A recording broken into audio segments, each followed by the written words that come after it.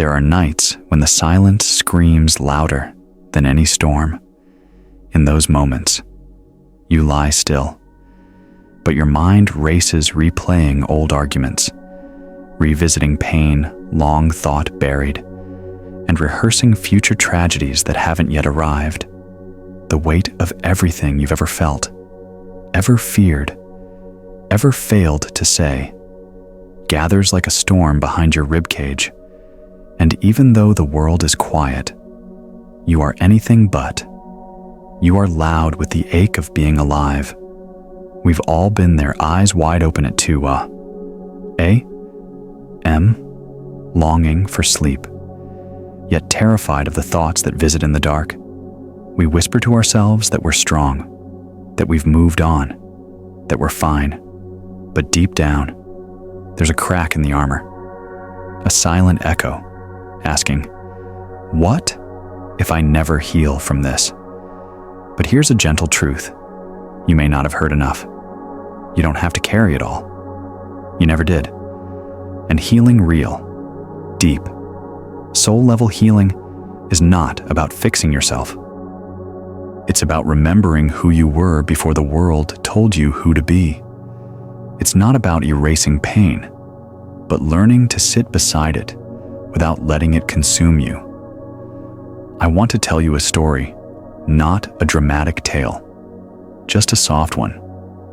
It's about a man named Elias, a quiet soul who used to carry the world on his back. He wasn't famous or brilliant in the usual ways, but he had a gift.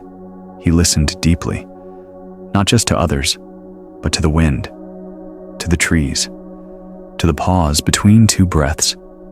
After losing someone he loved, Elias stopped speaking for nearly a year.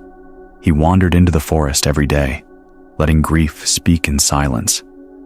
One morning, as the mist clung to the leaves, he finally wept, not with despair, but with understanding.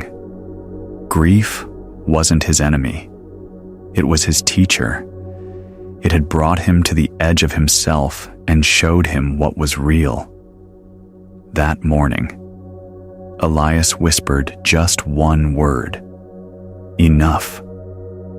From that day on, he lived lighter, not because life hurt less, but because he no longer resisted the ache. He had made peace with being human. You, too, can live like Elias.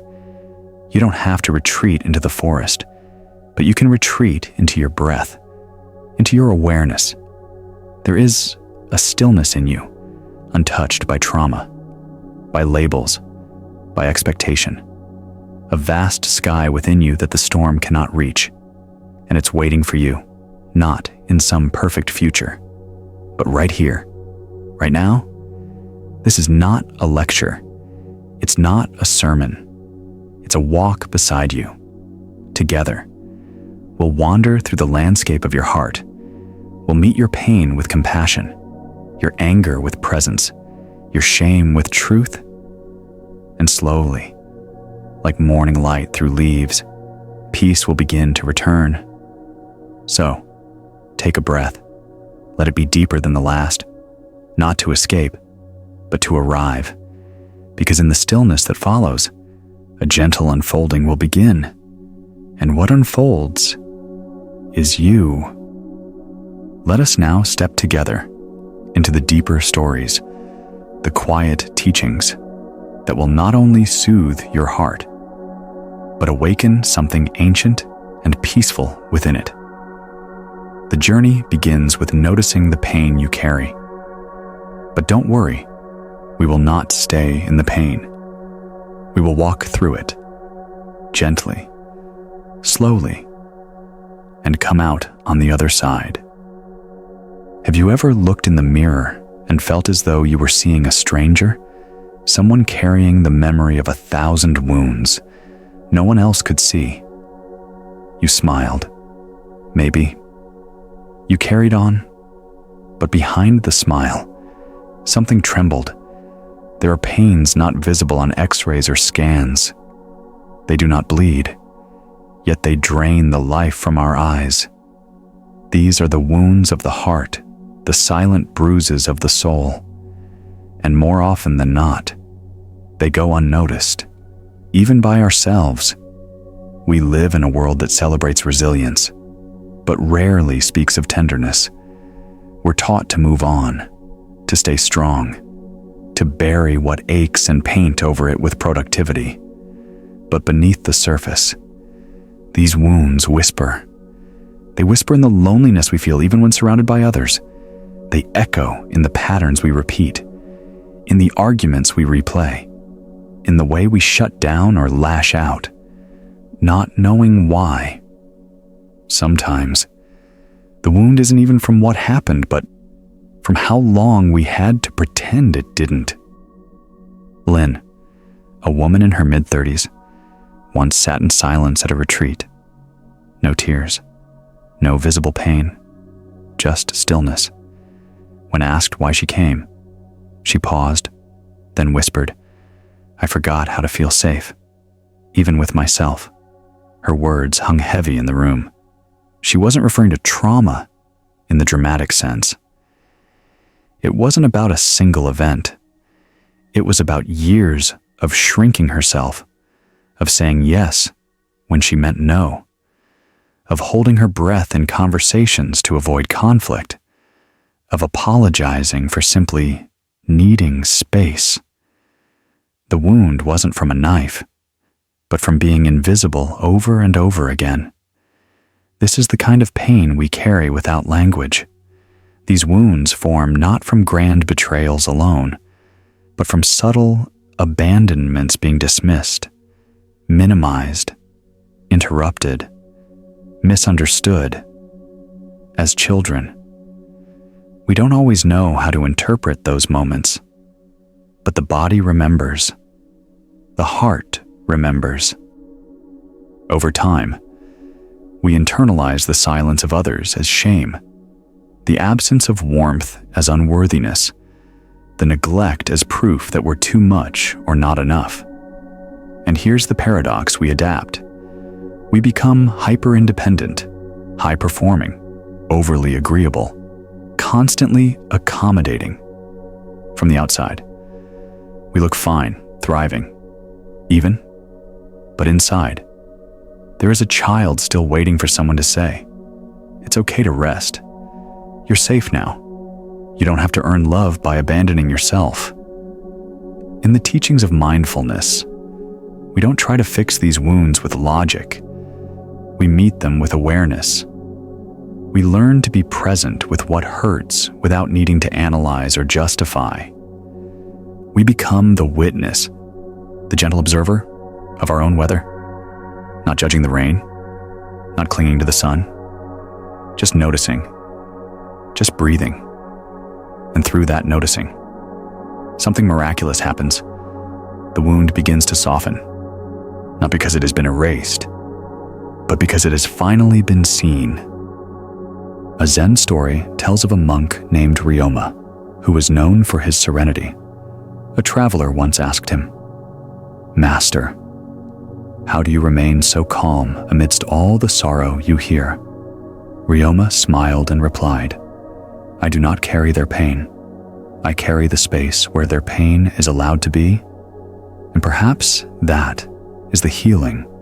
We need not solutions, not conclusions, but safe spaces. Spaces where our invisible wounds are honored rather than hidden. We often ask, "Why can't I let this go?" But the question itself can be a form of violence if we are not ready. Letting go is not a task. It is a byproduct of understanding, of compassion. A flower does not force itself open. It unfolds when the conditions are right: sunlight, water, stillness. And so do we. Maybe you've noticed how certain people or places trigger an emotional storm within you out of proportion to the moment. That's often the echo of an unhealed wound. Not a failure, not a flaw, just a fragment of you asking for presence. And presence is the beginning of healing. So, How do we begin? Not with answers, not with action. We begin with breath. Breathe. Let it be simple. Let it be enough. Place a hand on your heart. If that feels okay, feel the rhythm that continues, even when you forget to notice. That rhythm is a kind of love, a quiet, persistent reminder that life wants you here, that you belong. Invisible wounds cannot be forced into healing, but they can be invited. And the invitation begins with this simple truth: there is nothing wrong with you. What happened, happened, but it does not define your essence. You are not broken. You are breaking open. A man named Jun, who spent years in corporate leadership, once shared, "All my life, I thought strength was about hiding my pain. But the day I sat with it, fully, was the day I began to feel alive again." His tears were not weakness. They were wisdom returning to its source. So, if you're here still carrying what you thought you should have outgrown by now, know that healing does not have a deadline. The heart moves at its own pace, and every breath you take in awareness is a step closer to peace. Perhaps that is the gift of these invisible wounds. They bring us back to humility, to vulnerability, to compassion.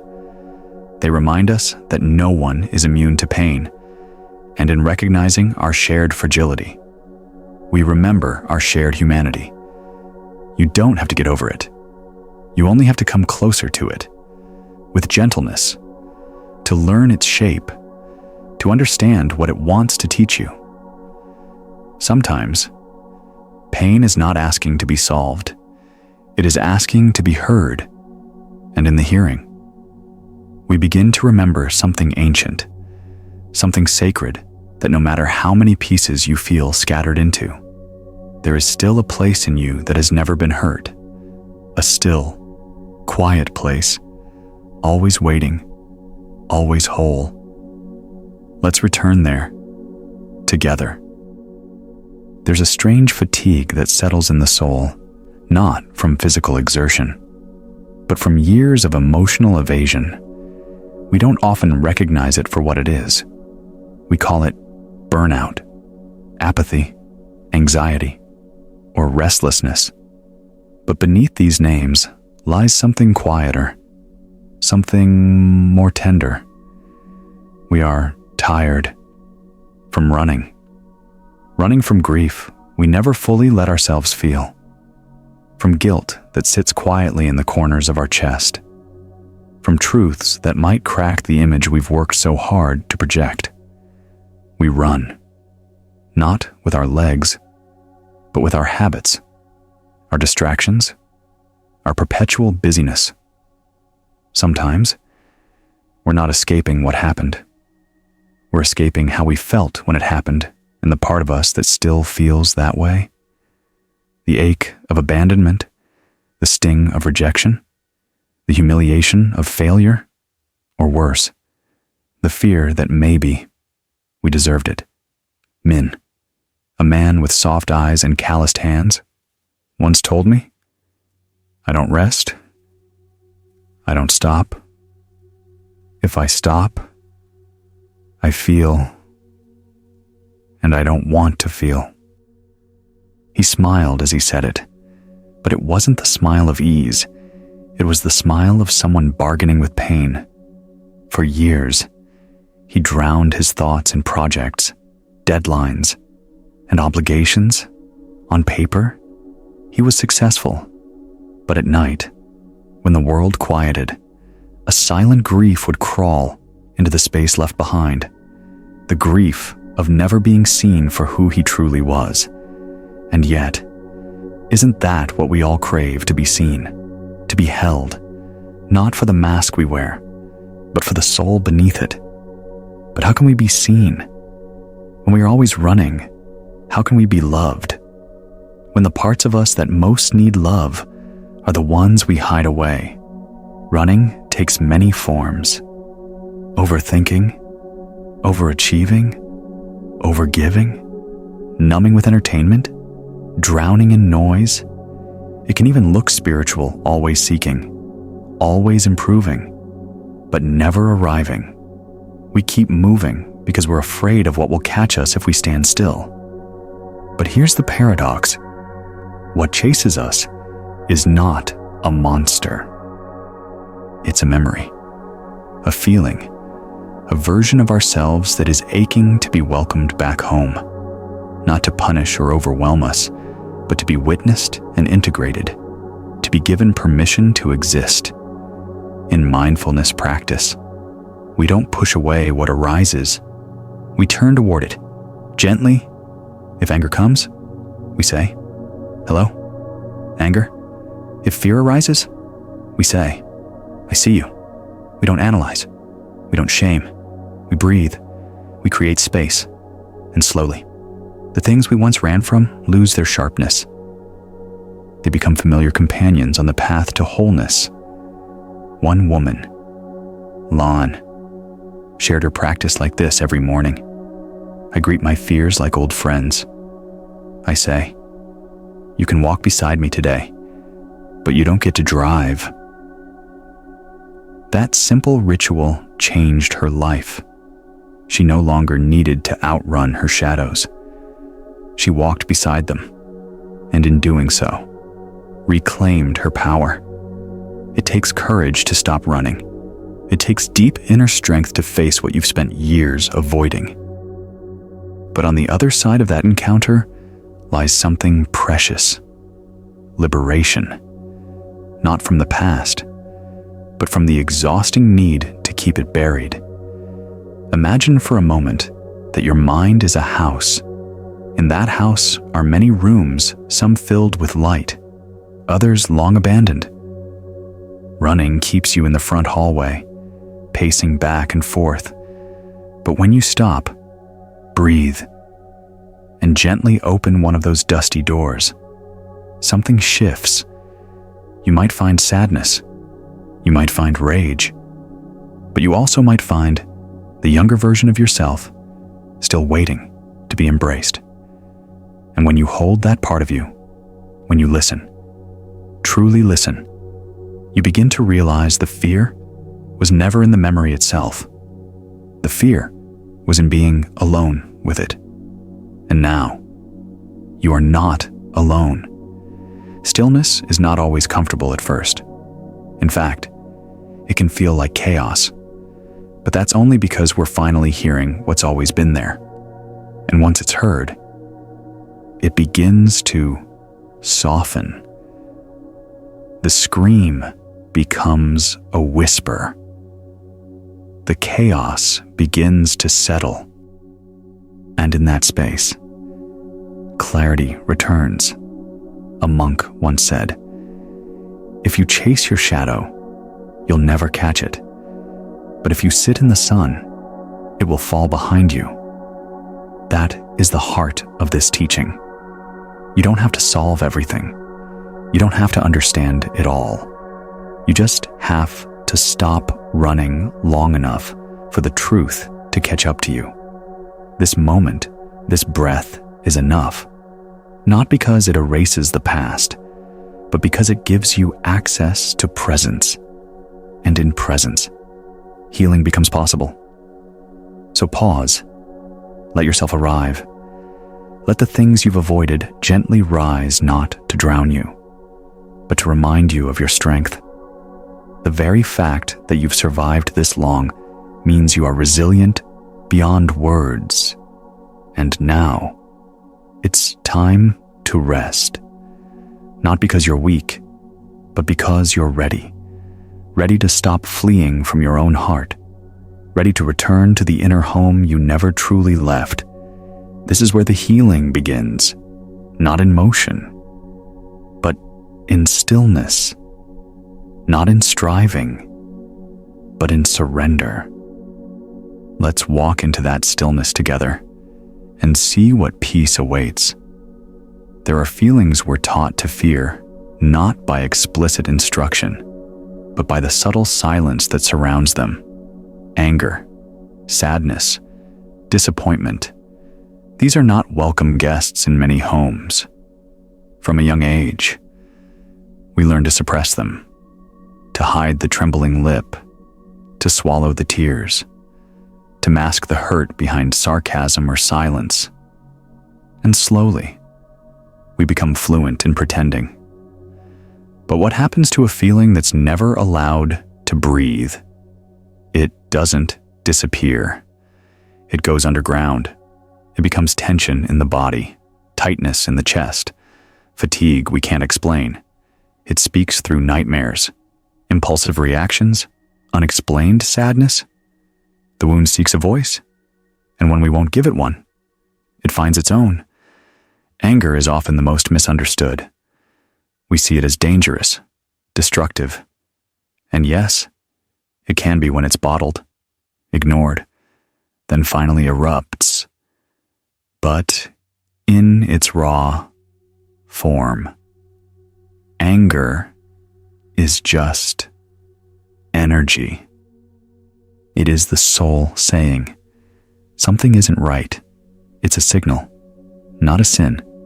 When honored and observed, it can point us to boundaries that were crossed, values that were violated, pain that was dismissed.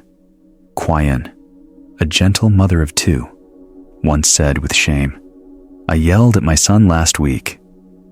Not because of him, but because I never got to be heard as a child. His whining triggered something old in me." Her voice cracked, not from guilt, but from recognition. She wasn't a bad mother. She was a human being with unprocessed grief. The anger wasn't about now, it was a door to a then she had never entered. When we can sit with our anger, not react from it, but breathe through it, we uncover its root. And often, that root is sadness. A sadness that says, I wasn't protected, I wasn't valued, I wasn't chosen. Sadness is not weakness. It is proof that we cared, that something mattered, that a part of us still longs to be met where it hurts. Disappointment, too, carries weight. It may come quietly, with no explosion, just a dull ache. It settles in the bones, a kind of grief that whispers, I thought it would be different. We carry disappointment in our relationships, our families, even in ourselves. It's a silent mourning for the life we hoped for, the love we wished to receive, the version of us we believed we'd become by now. And yet, these emotions are not enemies. They are messengers. They come not to ruin us, but to remind us of what we long for, of where we're still healing, of who we truly are beneath the armor. In the practice of meditation, we don't push these feelings away. We become curious about them. We watch their shape, their rhythm. We notice how anger burns in the chest, how sadness pools behind the eyes, how disappointment folds into the shoulders. And in noticing, we make space, not to fix, but to allow, not to indulge, but to understand. A monk once said, "The wound is the place where the light enters." And perhaps that's the gift of these hard emotions. They break our illusions. They crack open the surface, revealing what lies underneath. They humble us. And in that humility, compassion grows. Let me tell you about Hui, a young man who used to mask his sadness with humor. Always the funny one. Always the light in the room. But behind closed doors, he wept for a father who never said, "I'm proud of you." For years, he believed his sadness made him weak, until one evening, sitting in silence, he whispered to himself, "I miss being a boy who could cry." That single sentence unraveled years of tension. It didn't solve everything, but it began the thaw. When we honor our emotions, we honor our humanity. We say to ourselves, you don't have to be okay all the time. You just have to be here, fully, honestly. This is not permission to act out. It's an invitation to act in, to inquire, to listen, to stay. Not every feeling needs a reaction, but every feeling deserves recognition. Think of emotions like waves. They rise, they crest, they fall. But if we tense against them, resist them, they become tsunamis. If we allow them, they pass. They leave behind clarity, insight, peace. And yes, sometimes the waves are huge. Sometimes they knock us over. But each time we breathe through one, we build resilience. Not by becoming numb, but by becoming more alive. There's a kind of strength in softness, a power in honesty, when we can say, I'm angry, and I don't need to hurt anyone with it. Or, I'm sad, and I don't need to hide it. Or, I'm disappointed, and it's okay to grieve. We reclaim parts of ourselves we were told to abandon. You don't have to justify your feelings. You only have to acknowledge them. They are not permanent. They are not all of you, but they are part of you. And every part of you is worthy of love. So let the tears come. If they do, let the heart ache. If it must, this is not a step backward. It's a step inward. And inward is where the healing lives. In this moment, can you place your hand over your heart again? Can you whisper to the child inside you, I see you. I hear you. I'm not going to leave you this time. It might feel strange. It might feel tender. But in that whisper is a revolution. The revolution of presence, of no longer abandoning yourself to keep others comfortable. You are allowed to feel. You are allowed to fall apart. And you are allowed to rise. Again and again. Not because you fixed the feeling, but because you befriended it. This is the path of inner peace, not paved in constant joy, but in courageous honesty. And you are walking it now. There's a subtle moment, so quiet, it often goes unnoticed, when pain, no longer just a visitor, unpacks its bags and starts to decorate your inner house. At first, you resist. You tell yourself, it's just temporary. I'll get over this. But time passes, and the sorrow lingers. So, you adjust. You make room for it. You learn to live around it. You even give it names: failure, abandonment, betrayal. And slowly, you stop seeing it as pain. You start seeing it as self. We rarely notice the shift. After all, it happens in silence, not with fireworks, but with quiet repetitions. The voice that whispers, you always ruin things. Every time something goes wrong, the thought that creeps in, you're too much. When you ask for love, the numbness that grows every time you tell yourself, this is just how I am. Pain, when left unhealed, hardens into identity, not because you're weak, but because you're trying to survive. And the mind, in its effort to make sense of suffering, builds stories. It says, if I was abandoned, I must be unlovable. If I failed, I must be worthless. If they hurt me, I must have deserved it. These stories become walls. At first, they feel like protection, but in time, they become prisons. Tuan, a quiet man with eyes full of history, once said, I've worn the mask of not enough for so long. I don't remember what my real face looks like. His words were not dramatic. They were honest, and in that honesty, there was the beginning of liberation. Because, before, we can change the story. We must recognize that we're telling one. This doesn't mean the pain isn't real. It is. What happened to you matters. The heartbreak, the loss, the neglect, those were real experiences. But they are not your definition. They are chapters, not the entire book. When pain becomes identity, we forget we are the author. We live as if the story was written in stone, forgetting that stone can crack, crumble, be reshaped. The Buddha once said, "You are not your thoughts. You are the awareness behind them." In the same way, you are not your pain.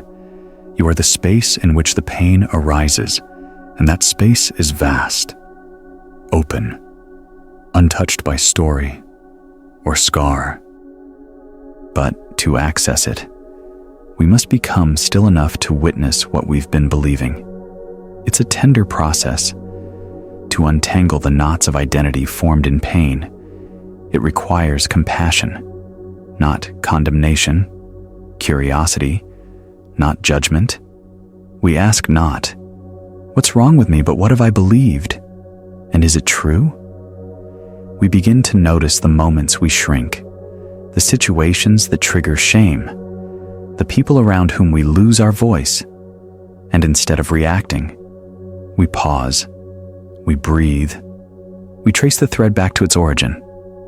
Sometimes, that origin is a childhood wound, a moment of not being picked, a parent who never apologized, a friend who betrayed our trust.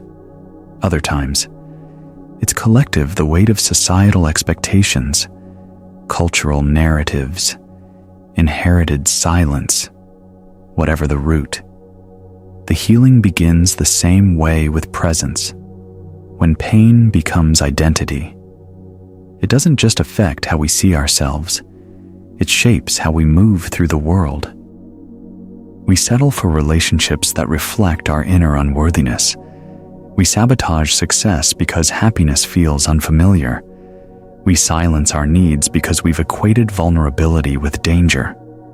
And yet, deep inside, something resists, a flicker, a quiet rebellion that says, "This isn't all I am." That flicker is truth, and it never fully dies. No matter how many years you've lived under the weight of false identity, the truth of who you are remains untouched, like the sky behind the clouds. It is always there, waiting. An elder once told a student, "When you believe the storm is who you are, you live in fear. But when you remember you are the sky, you learn to watch the weather change." That is the invitation to become the watcher, not the storm. To sit beneath the noise of identity and rest in the stillness that came before it. This is not easy. It can feel like grief, because in releasing a false identity, we often mourn the time we spent living through it. We wonder who we might have been without the weight, but grief is not the enemy. It is the bridge, and on the other side, there is possibility. Khan, a woman in her 60s, once whispered after a long retreat, "I am not too late. I am just in time to meet myself." She had lived decades defining herself through the lens of duty, shame, and silence. But in one still afternoon, surrounded by trees, she met the child inside her who just wanted to dance. That child hadn't vanished. She had just been waiting for permission, for safety, for someone to say, "You're allowed to come home now." So ask yourself gently, who have I believed myself to be? Whose voice have I internalized? What am I still carrying that no longer fits? And more importantly, who was I before the story? You don't have to answer right away. Just hold the questions. Let them simmer. And when the mind resists, when the old identity tries to reclaim you with familiar shame, place your hand over your heart and say, I am here. I see you, and we are safe, because you are not your pain. You never were. You are the awareness that holds it, the love that surrounds it, the breath that moves through it, and slowly, as you live from that awareness, the story begins to change, not with grand declarations, but with subtle shifts. You speak a little kinder to yourself. You say no when you mean it. You ask for what you need. You choose stillness over performance. And in doing so, you reclaim your life not as a survivor, but as a sovereign being. This is how healing unfolds. Not as a sudden awakening, but as a steady remembering. A return to the you who existed before pain became identity. The you who still laughs when the wind hits just right, who still feels wonder when the light dances through leaves, who still knows how to love, even after all that's happened. So, breathe, not to escape, but to arrive. This is not the end of the story. It's the rediscovery of the author, and the next chapter is yours to write. There's a kind of fear that doesn't shout at whispers. It doesn't storm in. It lingers quietly, like a shadow that stretches beneath every conversation, every relationship, every silence. It's the fear of being left, the fear of being too much to stay with, or not enough to hold on to. It often begins in childhood, in moments that seemed small at the time: a forgotten birthday, a parent who left too early, a teacher who dismissed our voice, a friend who suddenly grew distant. The wound begins there, but it does not stay there. It grows, weaving itself into our nervous system, shaping how we attach, how we ask for love, how we expect it to vanish just when it starts to feel safe. We may not call it abandonment. We may say things like, I just don't trust easily, or I get anxious when people don't respond, or I prefer being alone. But beneath these words is a heart that learned love was not reliable, that connection is fleeting, that being forgotten is inevitable. A woman who had always been the strong one, once shared, I never let people get too close. Not because I don't want love, but because I'm terrified they'll realize I'm not worth staying for. Her voice trembled not with drama, but with the rawness of truth. And in that truth was a revelation what we fear most. We often create, not intentionally, but through the subtle ways we brace, pull back, test, or overgive.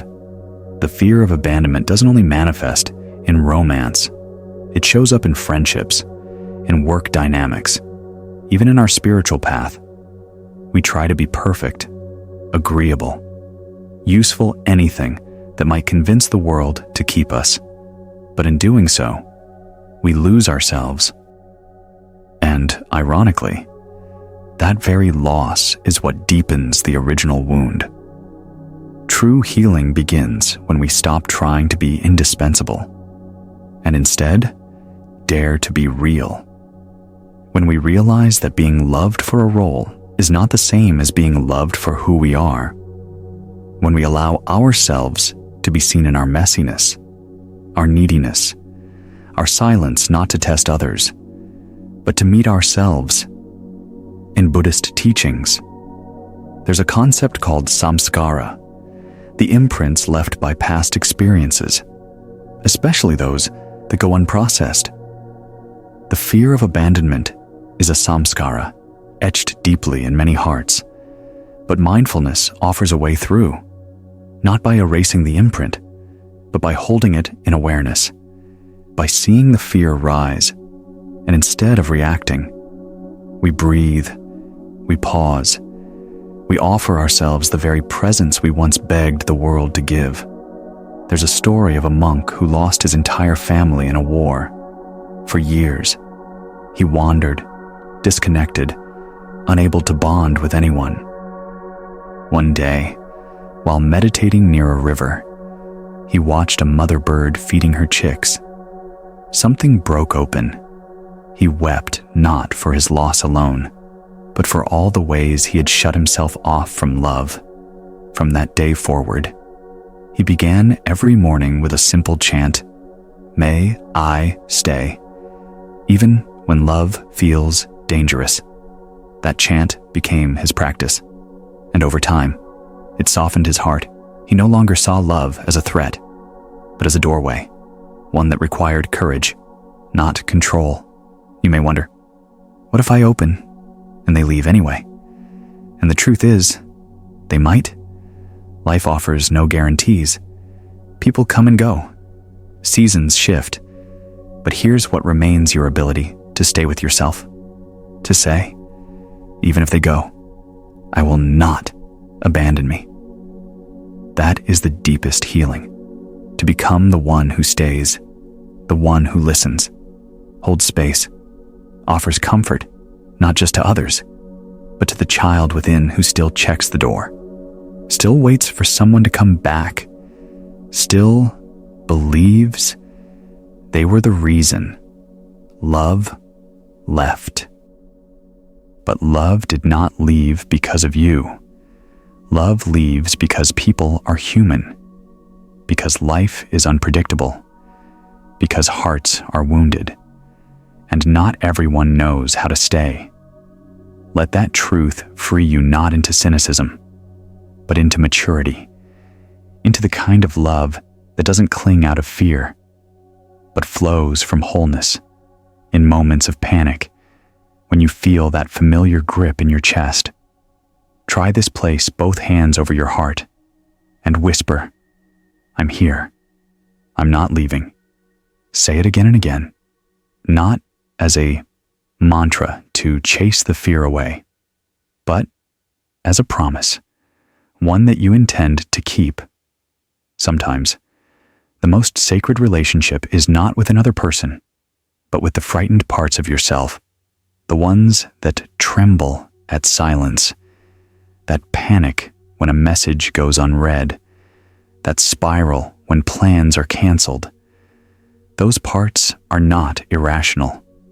They are wounded, and they need your presence more than your judgment. You don't need to fix the fear. Just sit beside it. Offer it breath. Tell it stories of how far you've come. Remind it that safety doesn't mean permanence.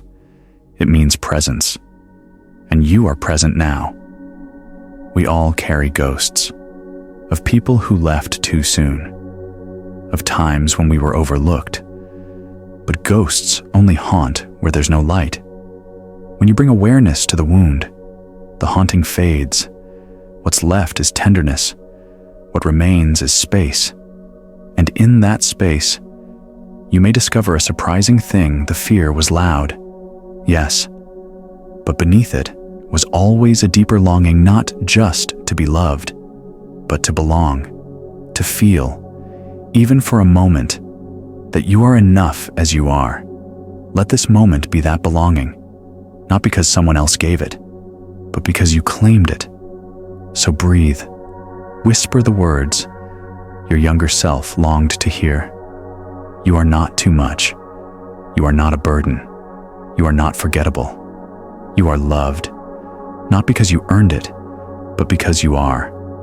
And slowly, over time, the fear may still rise, but it won't run the show. It will knock, gently.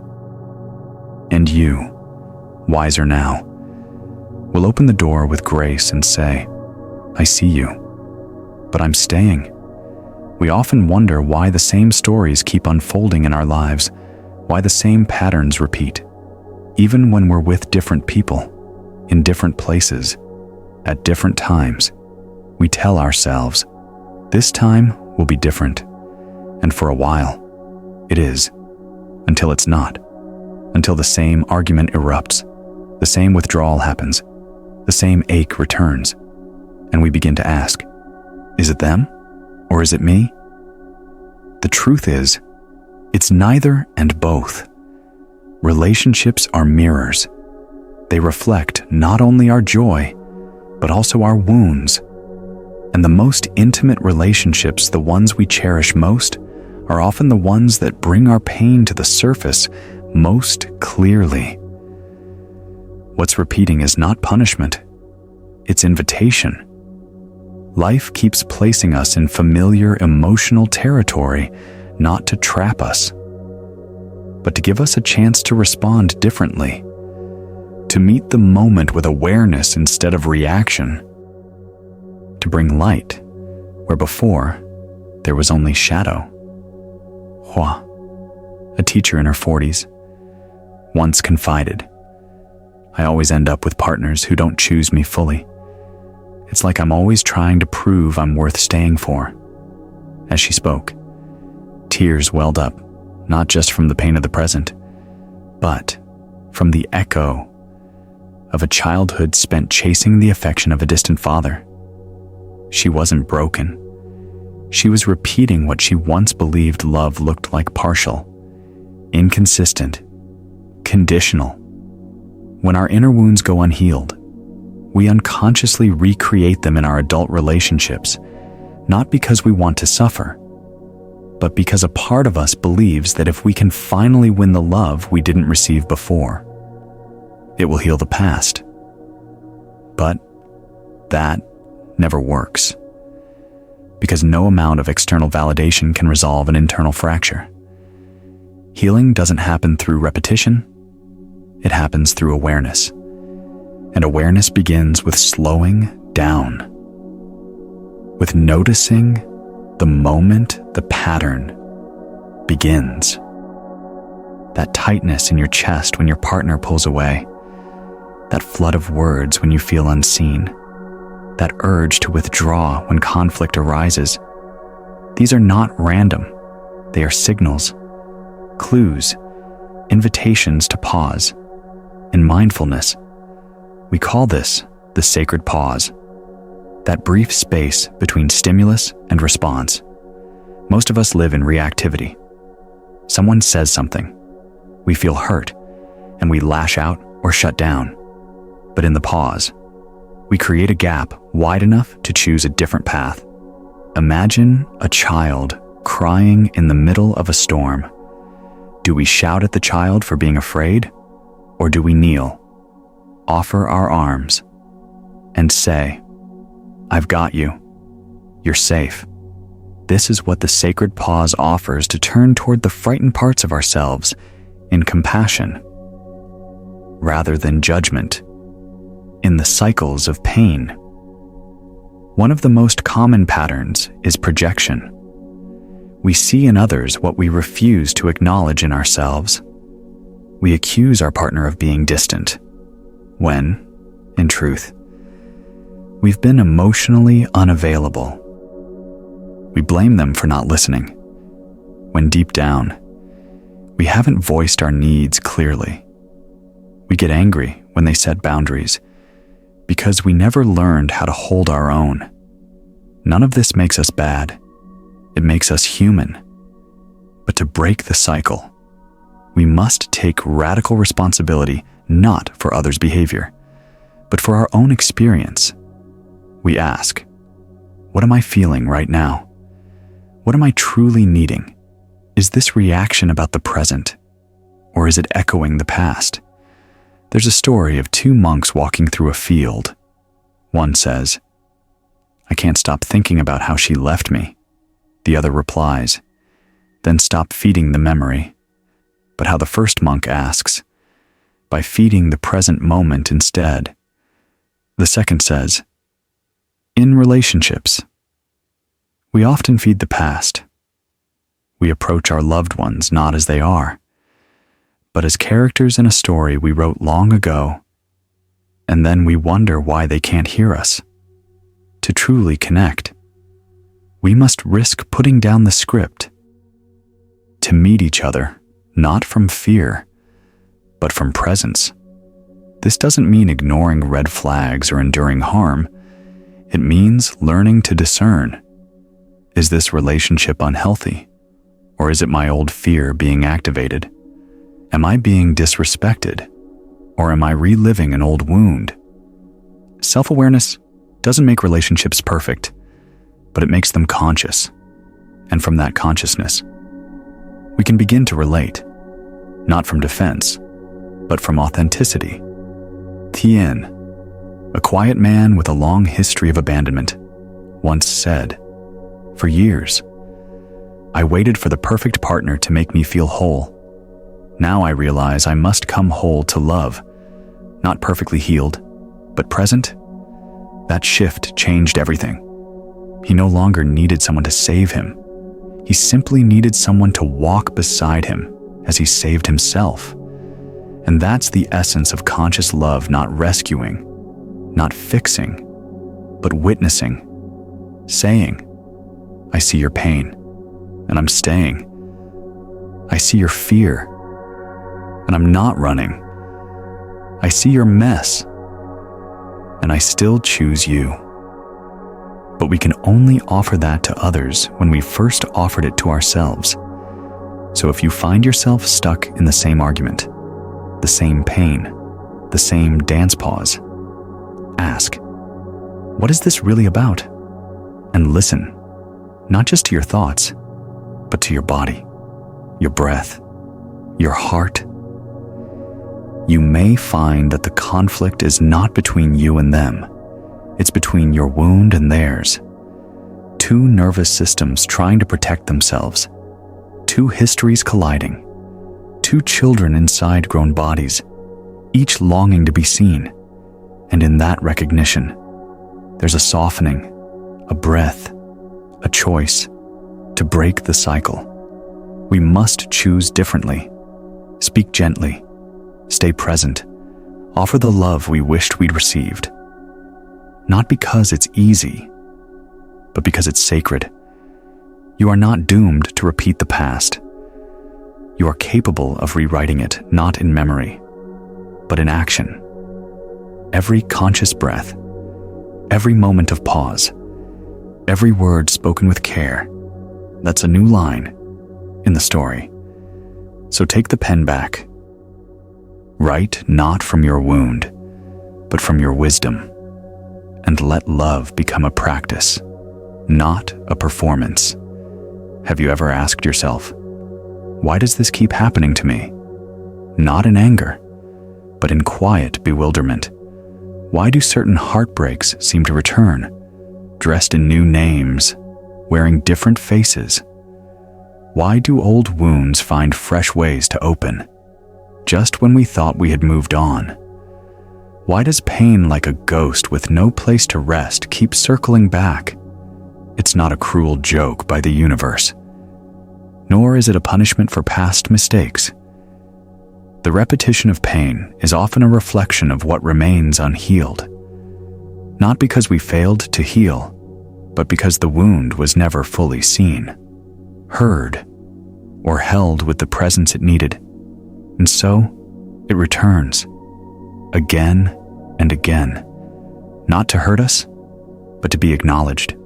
Pain repeats itself, not because we're broken, but because we're whole, because some part of us still believes healing is possible. If we had truly given up, we wouldn't notice the repetition at all. We'd be numb, but noticing means there is still life, still desire, still a heart longing for peace. Leon, a quiet poet, once told me, it took 3 heartbreaks before I realized I was the one abandoning myself. She didn't say it with blame, but with clarity. With each relationship, she had given up her voice, her needs, her boundaries, hoping love would make it all worth it. But love, when sought from lack, cannot restore what we refuse to claim within ourselves. The repetition of pain is often a mirror. It shows us where we still outsource our worth, where we still believe healing lies in the hands of another, where we still wait for external permission to love ourselves. And so, life, in its strange and tender wisdom, keeps bringing us back to the same lesson, not to shame us, but to strengthen us, not to test us, but to teach us how to stand with our own hearts. In mindfulness practice, we learn that healing is not linear. It spirals. We return to the same themes, the same triggers, the same tears, but each time with more awareness, more softness, more breath. We descend not into despair, but into deeper layers of truth. Think of healing like peeling an onion. Each layer reveals something new, a fresh sensitivity, a forgotten memory, a new boundary. And though the tears return, they're no longer a sign of collapse. They're a sign of courage. So why does pain repeat? Because a part of us still seeks closure where it can't be found, still longs for apology from those who can't give it, still hopes the past might somehow become different. But healing begins the moment we stop waiting and start witnessing. We say to ourselves, yes, that hurt. And yes, I survived. And now, I choose to be with this pain, not to relive it, but to release it. There's a story from Zen tradition about a student who asked his teacher, "Why do I keep failing the same lesson?" The teacher replied, "Because you haven't yet loved the one who failed." That's the essence of the spiral. It's not about mastering the lesson. It's about loving the learner. So much of our pain repeats because we still carry shame around having it. We believe we should be past this by now, that if we were truly spiritual, or wise, or strong, we wouldn't feel this way. But that belief itself is a wound, one that says healing must look like perfection. It doesn't. Healing looks like falling apart and choosing to be gentle, like noticing the same fear rise and offering breath instead of judgment, like seeing the old story unfold and writing a different ending, one word at a time. Trung, a father of two, once shared, "I always thought healing meant the pain would stop. Now I see it means I'm no longer afraid of it." That shift changed everything. He no longer saw the return of sadness as failure. He saw it as an invitation to pause, to feel, to tend. Each time pain returns, ask gently, "What is this trying to show me? What haven't I given myself permission to feel? Who have I abandoned in my attempt to move on?" Sometimes, the one we've left behind is our younger self, the child who never got to grieve, the teenager who had to grow up too fast, the version of us who just wanted someone to stay. And so the pain returns, not to torment, but to remind us, "I'm still here. Will you hold me this time?" And when we do, when we sit beside that younger self with presence, without trying to fix or rush, something shifts. The repetition slows, the grip loosens. Not because life becomes perfect, but because we're no longer trapped in the old loop. We begin to see that the pattern was never a curse. It was a compass pointing us home. So the next time pain visits, don't ask, "Why again?" Ask, "What now?" Not from frustration, but from openness, from the recognition that even this ache has something to teach. You are not back at the beginning. You are deeper, wiser, softer. The pain may feel familiar, but you are not the same. You have breath now. You have awareness. You have choice. And choice is where the cycle ends, not in avoidance, but in attention. So breathe, feel, listen. Let the repetition become revelation. Not a sign you're stuck, but a sign you're still growing, still healing, still here. Most of the time, we believe we're living with awareness. We think our actions, our decisions, our reactions are guided by conscious choice. But if we look closer, really look, we begin to notice something startling. Much of what we say, feel, or do doesn't come from fresh perception. It comes from habit, from old scripts, from reflexes buried deep in the subconscious mind. Like echoes bouncing through a cave we never realized we were inside. Imagine, for a moment, a river that's been flowing for decades. Over time, it carves its path so deeply into the earth that it doesn't question where it's going. It just flows. Even if the direction leads toward a cliff, that river is our conditioned mind, our thoughts, our emotions, our reactions. They don't ask if they're helpful or true. They just flow, automatically. The mind, left unobserved, is a creature of patterns. And these patterns are formed early from our caregivers, our culture, our earliest experiences of love and fear. Every time we were scolded for expressing emotion, every time we were rewarded for compliance, every time we were ignored when we needed comfort, these became the building blocks of our unconscious reflexes. And because we didn't have the tools to process them, they didn't disappear.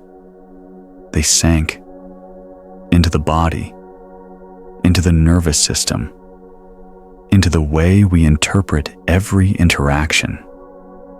Hio, a man in his 50s, once described how he couldn't accept compliments without discomfort. When someone praises me, he said, I feel tense, like I'm being set up for disappointment. That tension didn't start in adulthood. It began as a child, when love was inconsistent, when praise was followed by punishment. So now, praise triggers a survival reflex. Brace yourself. This is how trauma works. Not just big, dramatic events, but the small, chronic moments of disconnection that teach the mind to expect pain where there might be safety, to expect abandonment where there might be intimacy. And once those patterns are formed, the mind doesn't ask if they're still necessary. It simply repeats. And here lies the trap, because these patterns feel familiar. They feel true. But familiarity is not truth. Reflex is not reality. You might find yourself withdrawing when someone raises their voice, not because they're attacking, but because your body remembers a time when shouting meant danger.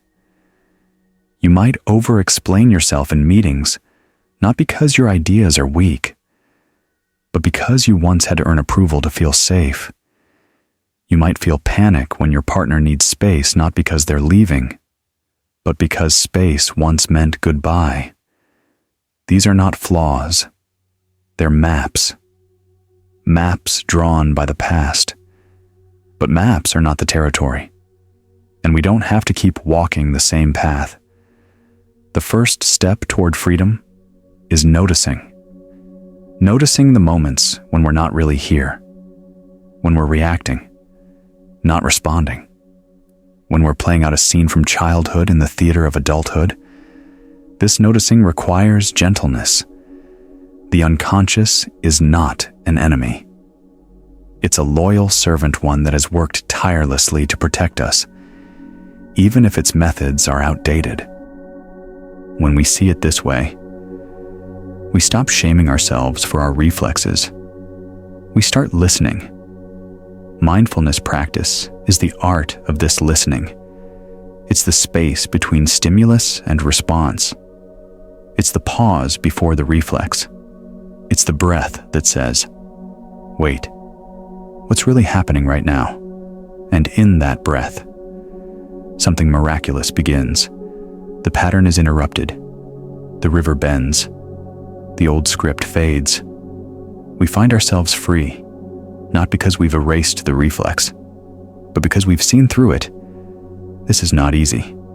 The unconscious mind doesn't let go quickly. It's like muscle memory. It repeats what it knows. But repetition does not mean destiny. With awareness, we can retrain, rewire, relearn. Let's take an example. You receive a text that reads, "We need to talk." Instantly, your heart races. Your mind races. You assume the worst. Why not? Because the words are threatening, but because, in your past, those words preceded conflict or abandonment.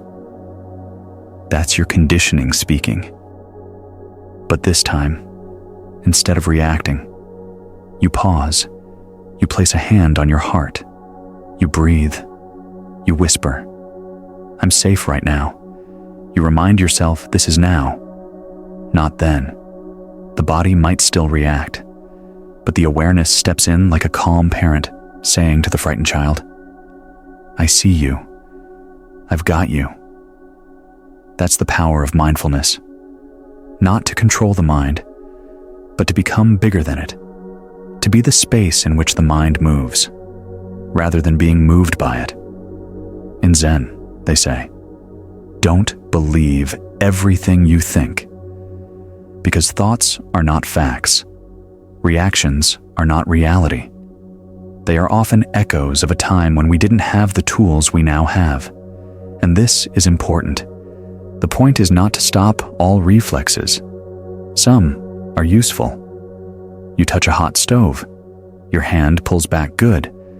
But emotional reflexes, these need inquiry. They need presence. They need time. And slowly, as we stay with the process, we begin to see through the trance. The angry outburst becomes a cry for connection. The withdrawal becomes a bid for safety. The overgiving becomes a fear of rejection. And when we see these clearly, they lose their grip. We respond with choice, not compulsion. We act from truth, not habit. This is the beginning of emotional freedom, not when pain vanishes, but when we no longer obey it blindly, when we can say, this is that old feeling again. I know you, but I'm not going where you want to take me to yet. A woman healing from years of emotional neglect once said, "The more I observe my reactions, the more I realize they're just ghosts. Loud, but not real." She smiled, and I'm learning to walk past them. That is the invitation for us all, to walk past the ghosts, to reclaim the present from the past, to live from awareness, not automaticity. Because you are not your reflexes.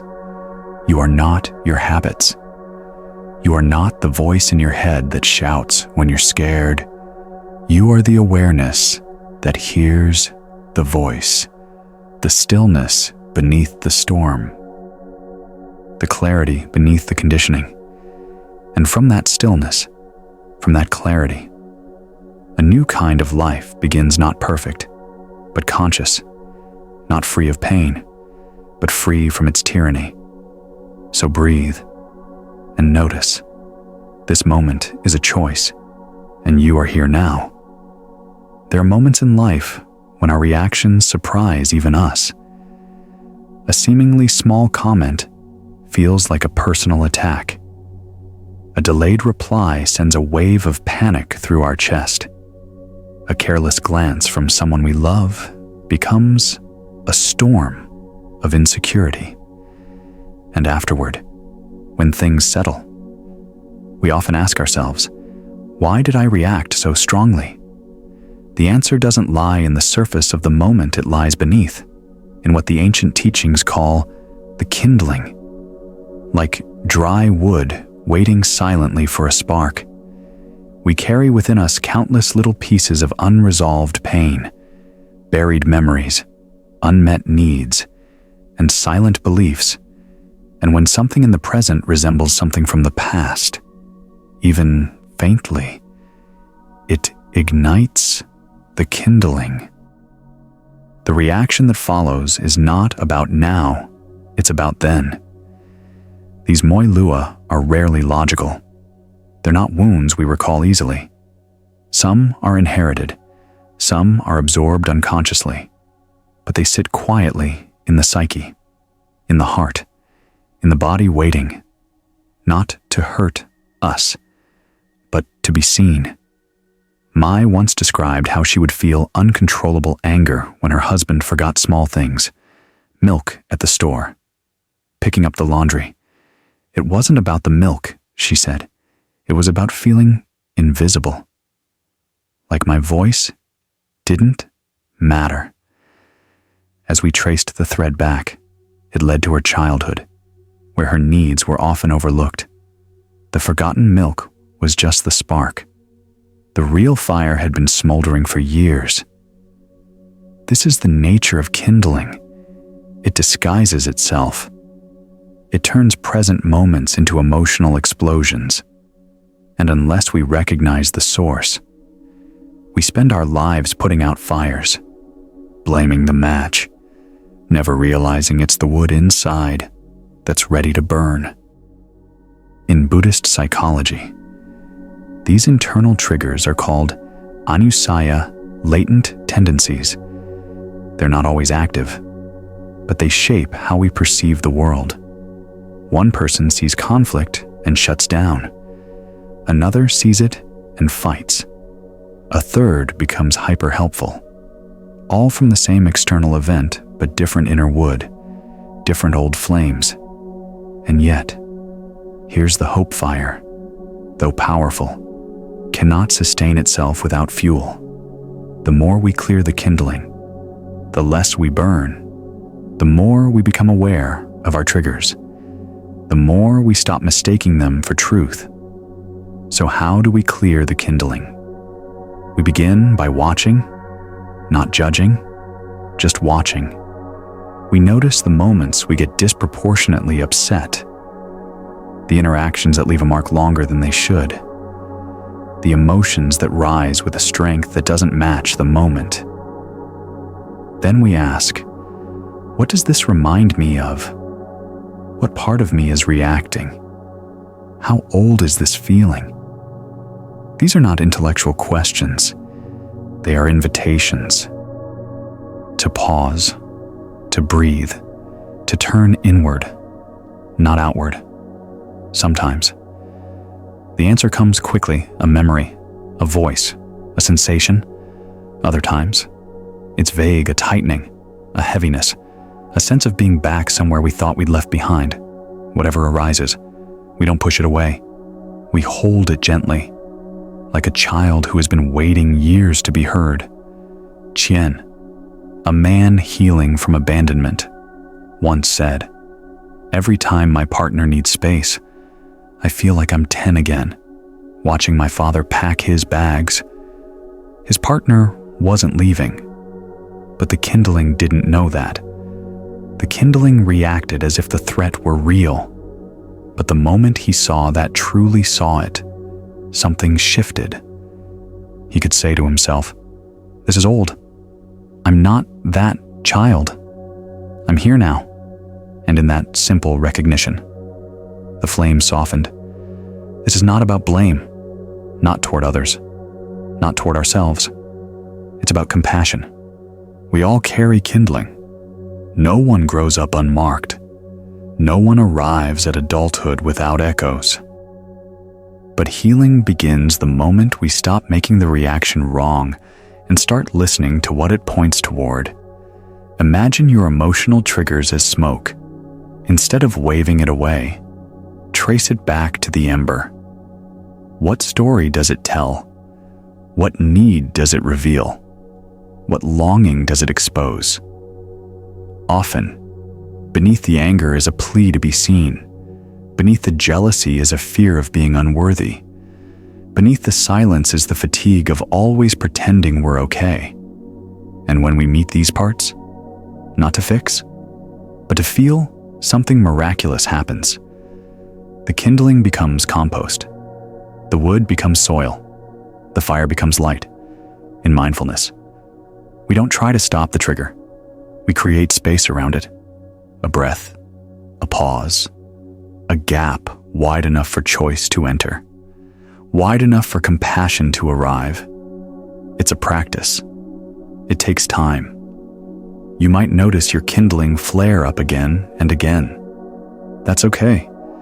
Each time is a chance to deepen your understanding, to respond a little softer, to breathe a little slower, and one day, without effort, you notice that the thing which once sent you spiraling now passes like a breeze, not because you're numb, but because you're rooted in awareness, in gentleness, in the truth that no reaction defines you, no old wound owns you, no spark controls you unless you let it.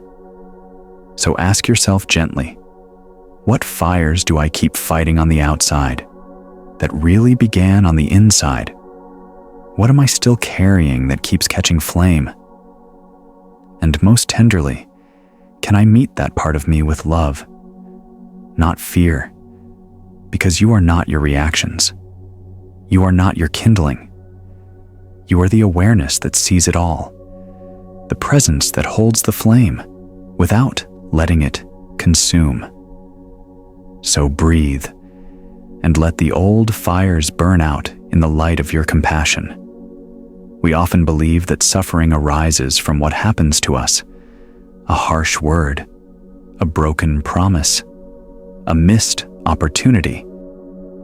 But what if suffering doesn't come from the moment itself, but from our resistance to the moment pain is inevitable, but suffering that deep? Persistent ache often arises from the battle we wage against reality, from the way we push away what is and cling to what isn't, from the thoughts that say, "This shouldn't be happening. It's not supposed to feel like this. I need it to be different." This is the quiet war most of us are fighting moment after moment, not on battlefields, but inside, in the tension in our shoulders, in the sighs we don't even hear, in the endless cycle of distraction, control, avoidance. And it begins so subtly. We wake up and wish it were still night. We look in the mirror and wish the reflection looked different. We sit in traffic and wish we were anywhere else all day long. We reject what is, not because we're bad, but because the mind, conditioned by fear and desire, always seeks escape. This resistance becomes our default, a kind of background hum, a constant friction between life as it is and life as we think it should be. But what happens when we resist reality? We suffer. Not just emotionally, but physically. The body tenses, the breath shortens, the nervous system moves into defense. We become caught in a loop, trying to change what can't be changed, trying to control what was never ours to control. Thou, a young professional, once shared, "I realized that I spent more energy resisting my sadness than actually feeling it." That realization opened a door. For the first time, she allowed herself to cry, not to collapse, but to soften. You see, resistance doesn't prevent pain. It prolongs it. It makes it heavier. Like dragging a heavy suitcase, instead of setting it down, like clenching a fist long after the threat is gone. And here's the paradox: the moment we stop resisting, the pain often lessens, not because life gets easier, but because we're no longer fighting life. There's a Zen story of a man caught in a storm. He tries to outrun it, to hide from it, to scream at it. Nothing works. Finally, exhausted, he sits down in the rain and says, "Okay, I'm here." And in that surrender, something shifts, not outside, but within. The storm is still there, but he is no longer drowning. That is the gift of acceptance, not passive resignation, but active presence, a willingness to say, "Yes, this is what's happening, and I will meet it, not resist it." Of course, this is easier said than done, especially when the present is painful, when it holds grief, or illness, or loss. But even then, especially then, resistance only adds layers. Imagine you're holding a hot coal in your hand. You scream, you flail, you curse the heat. But the only way to stop the burn is to let go, not of responsibility, but of the belief that pain should not exist. We resist in many forms. We argue with the past, replaying what should have been said, what could have gone differently. But the past doesn't bend to our wishes. It is fixed. Our battle with it is a ghost fight, and the only casualty is our peace. We fear the future, projecting what might go wrong, planning for every outcome. But no amount of worry grants us control. It just robs the present of its clarity. We reject our emotions, pushing away sadness, judging fear, escaping discomfort. But emotions, like weather, move when we stop resisting them. We reject our bodies, criticizing, controlling, demanding. But the body is not the enemy. It's the messenger. And when we soften toward it, it softens toward us. We even resist joy, distrusting it, waiting for the other shoe to drop, as if happiness must be earned, not allowed. This is the tragedy of resistance. It keeps us from what we most want: connection, peace, presence. It turns life into a battlefield, even in moments of stillness. But there's another way, the way of mindfulness, the way of meeting each moment, not with force, but with curiosity, not with judgment, but with breath. To practice this is simple, though not always easy. The next time something feels uncomfortable physically, emotionally, relationally, pause. Notice the resistance, the tightening, the inner no. Then ask, what am I pushing away right now? What if I stopped fighting this moment and simply allowed it to be here? You may feel a flood of discomfort. That's okay. Stay. Breathe. Name it. This is frustration. This is fear. This is grief. And then whisper, yes. Not because you love it, but because you're strong enough to hold it. Acceptance is not weakness. It's the greatest strength. The courage to be with what is, without needing to change it immediately. Trin, an artist who had lived through deep loss, once said, "I spent years trying to fix my sadness. Then one day, I sat beside it like a friend, and it no longer screamed, it sang. That is the magic of presence. It transforms, not by force, but by intimacy. By being with what is, fully, tenderly. This doesn't mean we don't act. If there is injustice, we act. If there is harm, we speak. But we act from clarity, not from resistance, from groundedness, not from reactivity. And most of all, we begin to see that this moment, just as it is our greatest teacher, not because it's easy, but because it's real. And in that realness, we meet ourselves fully, finally. So breathe and let the war end. When we hear the word karma, many of us immediately think of punishment, a kind of cosmic justice system where good deeds are rewarded and bad ones are avenged. But this view, while common, is incomplete. Karma isn't a system of rewards and punishments. It's a law of cause and effect, of energy and imprint. It's not a judge. It's a mirror.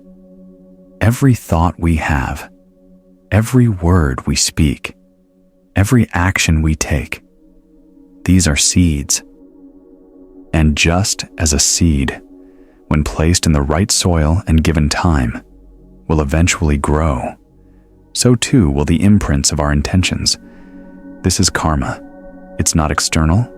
It's deeply internal. It's the architecture of our becoming. When we suffer, we often ask, why me?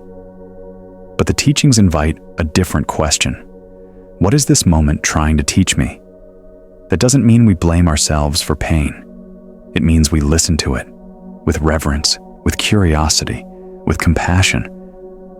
Lian, a woman healing from betrayal, once said, "I used to believe I was cursed, like I was doomed to be hurt.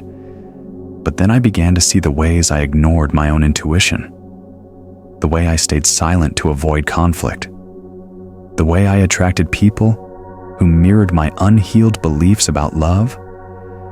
She paused. Karma isn't what happened to me.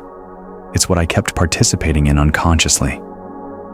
This is the heart of karma, not just what we've done, but what we continue to repeat without awareness, the cycles we're trapped in, the stories we reenact, the patterns we don't even see as patterns until suffering forces us to stop and look. And looking is the first step toward freedom. In Buddhist teachings, karma is not fixed. It's fluid. It's not fate, it's formation. Yes, past actions matter, but present awareness can transform the direction of our lives. We are not bound to our old scripts. We are not prisoners of past mistakes. The moment we awaken, even slightly, we change the trajectory. This is where mindfulness becomes revolutionary. Because with mindfulness, we begin to see our tendencies, the way we react, the way we protect, the way we sabotage, the way we cling. And in that seeing, we create space. And in that space, we choose differently. That choice, that gap, is where karma transforms. Think of it this way: if karma is momentum, mindfulness is the hand on the wheel. The momentum might be strong, but even a small turn, repeated consistently, can redirect the course of an entire life.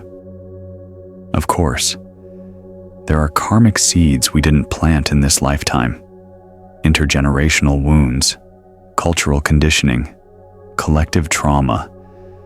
But even then, we have choice, not always in what arises, but always in how we meet it. A Vietnamese monk once shared, "You may not be able to stop the wave, but you can learn to surf."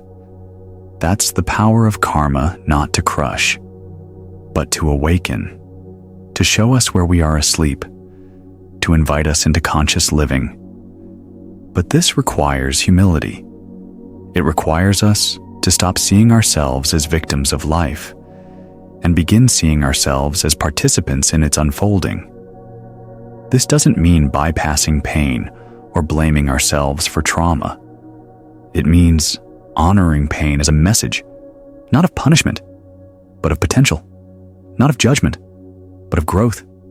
Thien, a gentle soul who had struggled with chronic illness, once said, "For years, I fought my body. I hated it. I saw it as my enemy. But one day, I asked, "What is this teaching me?" And I heard, "Slow down. Listen. Be kind." His voice softened. Karma wasn't in the illness. It was in how I had lived, always pushing, always proving. The illness was the invitation. That is how karma speaks, not always in words, but in patterns, in nudges, in repeated lessons. And when we ignore those nudges, karma becomes louder, not out of cruelty, but out of care, just as a mother will raise her voice if the child doesn't hear. Life raises the volume of pain when we don't listen to its whisper. So how do we work with karma? We begin with self-honesty, with asking, what are the consequences of my habits? What is this pain showing me about my relationship with life? What am I ready to take responsibility for? Not blame responsibility. The ability to respond. Then, we practice. We choose kindness over reaction, patience over impulse, truth over pretense. Each moment becomes a seed, and though we may not see its fruit right away, trust it is growing. Sometimes it takes years. Sometimes lifetimes. But nothing is wasted. No act of love disappears. No breath of awareness is in vain. And we must also forgive, not just others, but ourselves, for the seeds we planted in ignorance, for the harm we caused when we didn't know better, for the pain we endured before we had the tools to stop it. Because forgiveness is not forgetting. It's releasing the burden of blame. It's choosing peace over punishment. Karma is not here to hurt you. It's here to free you, to awaken you to the sacred power of choice. And as you walk this path, you may stumble, you may forget. That's okay. Karma is patient. Life is patient. Every moment is a door. And right now, this one is open. So, step through with awareness, with courage, with compassion. And know you are not your past. You are the space in which the past can dissolve. There are moments when sadness feels like identity, when anger pulses through the veins so fiercely. It clouds all clarity. When fear grips the heart so tightly, it seems impossible to imagine life without it. In these moments, it's easy to say, I am sad, I am angry, I am afraid. But what if you're not? What if emotions are visitors, not residents? Temporary weather, not the sky itself? Beneath every storm, the sky remains unchanged, vast, open, untouched. And so it is with us. Beneath every emotion, there is something deeper, more spacious, more enduring. Awareness. When we say I am angry, we fuse identity with emotion. But if we say anger is here, we create distance, a sacred pause, a breath between the storm and the self. And in that breath, freedom. This is not denial. It's presence. It's the difference between drowning and watching the waves from the shore. The waves still come, but you are not swept away. Lynn, a therapist in her 30s, once shared, I used to think I was my anxiety, that it defined me. But one day, I realized there's a part of me watching the anxiety. And if I can watch it, I can't be it. That realization changed everything. Emotions are data, not destiny. They tell us something important, but they don't define our being. They rise and fall like the tide. And when we cling to them or push them away, we suffer. But when we allow them, meet them, name them gently, they pass. The Buddha often described emotions as visitors at the gate, and our practice is not to invite them in blindly, nor to slam the door, but to meet them at the threshold. Hello? Sadness. I see you. Ah, fear. You've returned. Welcome. Joy, I've missed you. This meeting is mindfulness. It's what allows emotion to be felt without becoming a flood, to be honored without being obeyed. Because when we don't meet our emotions with awareness, we become controlled by them. We lash out, we shut down, we numb. Not because we're weak, but because we're overwhelmed. But there's another way: to pause, to breathe, to feel without fusion. Let's take an example. Someone criticizes your work. Immediately, shame floods in. Your stomach tightens, your chest contracts, and a voice inside says, "I'm not good enough." But wait, instead of following that voice, you pause. You name what's here. This is shame. You place a hand on your heart. You breathe. And slowly, you remember, this is not who I am. This is a feeling. It will pass. This is the gift of presence, not to avoid the feeling, but to hold it without letting it hijack your truth. Imagine emotions like clouds. Some are light, others heavy. Some linger, others rush, but none stay forever, and none are the sky. You are the sky, the vastness that holds it all. Trung, a man who had battled depression for years, once said, "My healing began when I stopped asking, 'How do I get rid of this sadness?' and started asking, 'How can I sit with it kindly?'" That shift from rejection to relationship opened a door. The sadness didn't vanish overnight, but it stopped being a monster. It became a messenger. That's what emotions are: messengers, not enemies. They point toward needs unmet, boundaries crossed, joys remembered, fears awakened. And when we listen, not react, not suppress, but truly listen, they teach us. But listening takes practice, especially when emotions are intense, especially when they come with stories. They never cared. I'll always be alone. This is hopeless. The mind loves to narrate, to build meaning. But the story is not the feeling, and often, the story makes the feeling worse. So, we return to the body, the breath, the raw sensation. We ask, where is this in my body?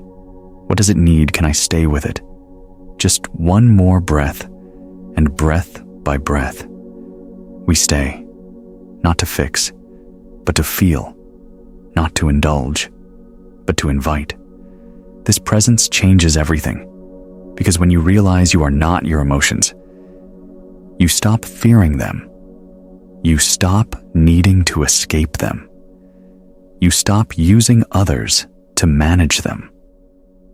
You become safe to yourself, and from that safety, others feel safe with you. Because nothing is more healing than someone who can sit with their own storm and still offer you calm. You may ask, but if I'm not my emotions, what am I? You are the one who watches, the one who breathes, the one who notices the rising and falling of all things. You are awareness, presence, compassion, and from that place, you can feel deeply without being defined. You can grieve without drowning. You can love without losing yourself. So the next time emotion comes, pause, welcome it, name it, feel it, and remember this, too, will pass, because emotions are weather, but you are the sky. There's a constant voice inside our minds, a stream of thoughts, judgments, fears, and interpretations that never seems to pause. This voice narrates our day, criticizes our choices, imagines futures, replays pasts. It talks when we're trying to sleep. It interrupts when we try to meditate. It even argues with itself. And because this voice is so constant, so familiar, we start to believe it is us, that the thoughts we think are who we are, that if the mind says, "I'm not good enough," it must be true. If it says, "This will never work," we trust it. If it whispers, "They don't really like you," we nod in agreement, even if the evidence says otherwise. But what if that voice isn't you? What if your thoughts are just mental weather appearing, shifting, passing? And what if the real you is the one who notices? This is the heart of awakening, to recognize that we are not the thinker. We are the witness, the spacious awareness in which thinking happens. Just like clouds drift across the sky, thoughts drift across consciousness. They come and go. Some are beautiful, others stormy. Some stay longer than we want, but none are the sky. You are the sky.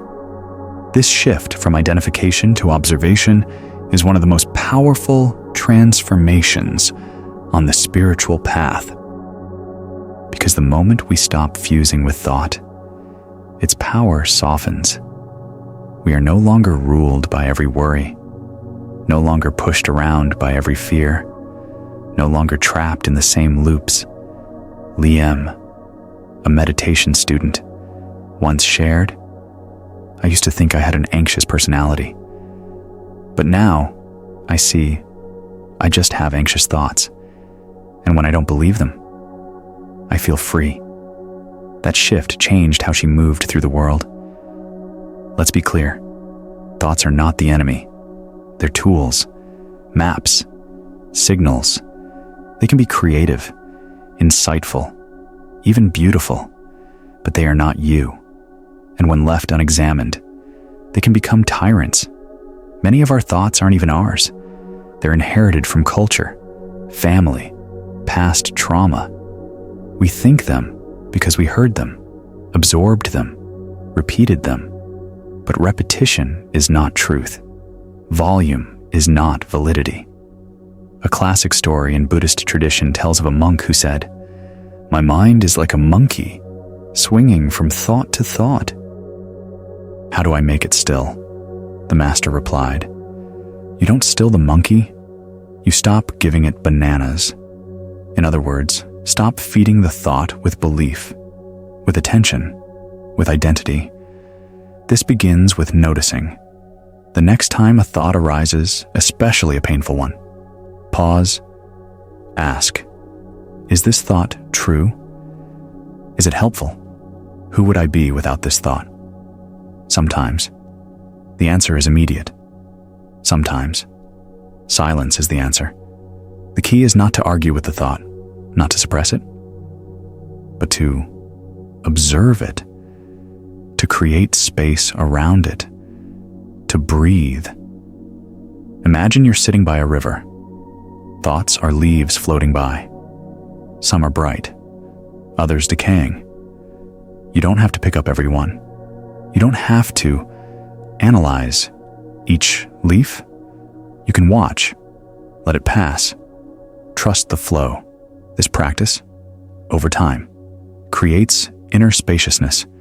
You begin to feel less reactive, less controlled, less fused, because fusion is the real trap. When we say, "I am this thought," we lose perspective. We act from fear, from lack, from past pain. But when we say, thinking is happening, we regain freedom. Thu, a woman who struggled with intrusive thoughts, shared, "I realized I don't choose most of my thoughts. They just appear. And if I didn't choose them, why should I believe them?" That insight gave her peace. Not all thoughts are wise. Not all thoughts are kind. Not all thoughts deserve your attention. You are allowed to let them pass. And when we learn to do this, something extraordinary happens. We begin to hear a deeper voice, not the loud, anxious mind, but the quiet inner knowing, the intuitive wisdom that doesn't shout but whispers. This voice says things like, "You're enough. You're safe. This too will pass." And the more space we give it, the clearer it becomes. This is not spiritual bypassing. We're not ignoring pain. We're not pretending the mind is silent. We're simply choosing where to place our awareness. And awareness, unlike thought, is free, gentle, vast. A helpful practice is labeling. When you notice thinking, simply say thinking. That's it. Not I'm overthinking. Not I'm spiraling. Just thinking. It's neutral. It's kind. It brings you back to presence. From there, anchor into the body, into breath, into sound. Let the mind be the wind, but ground your roots in stillness, because the mind will always think. That's its nature. But your nature is presence. Don't try to kill thought. That only creates tension. Instead, befriend it. Sit beside it. Let it chatter. And gently return to now. You'll notice thoughts pass faster when we stop chasing them. They quiet when we stop arguing. And over time, the volume lowers. The loops fade. The clarity returns. You are not broken.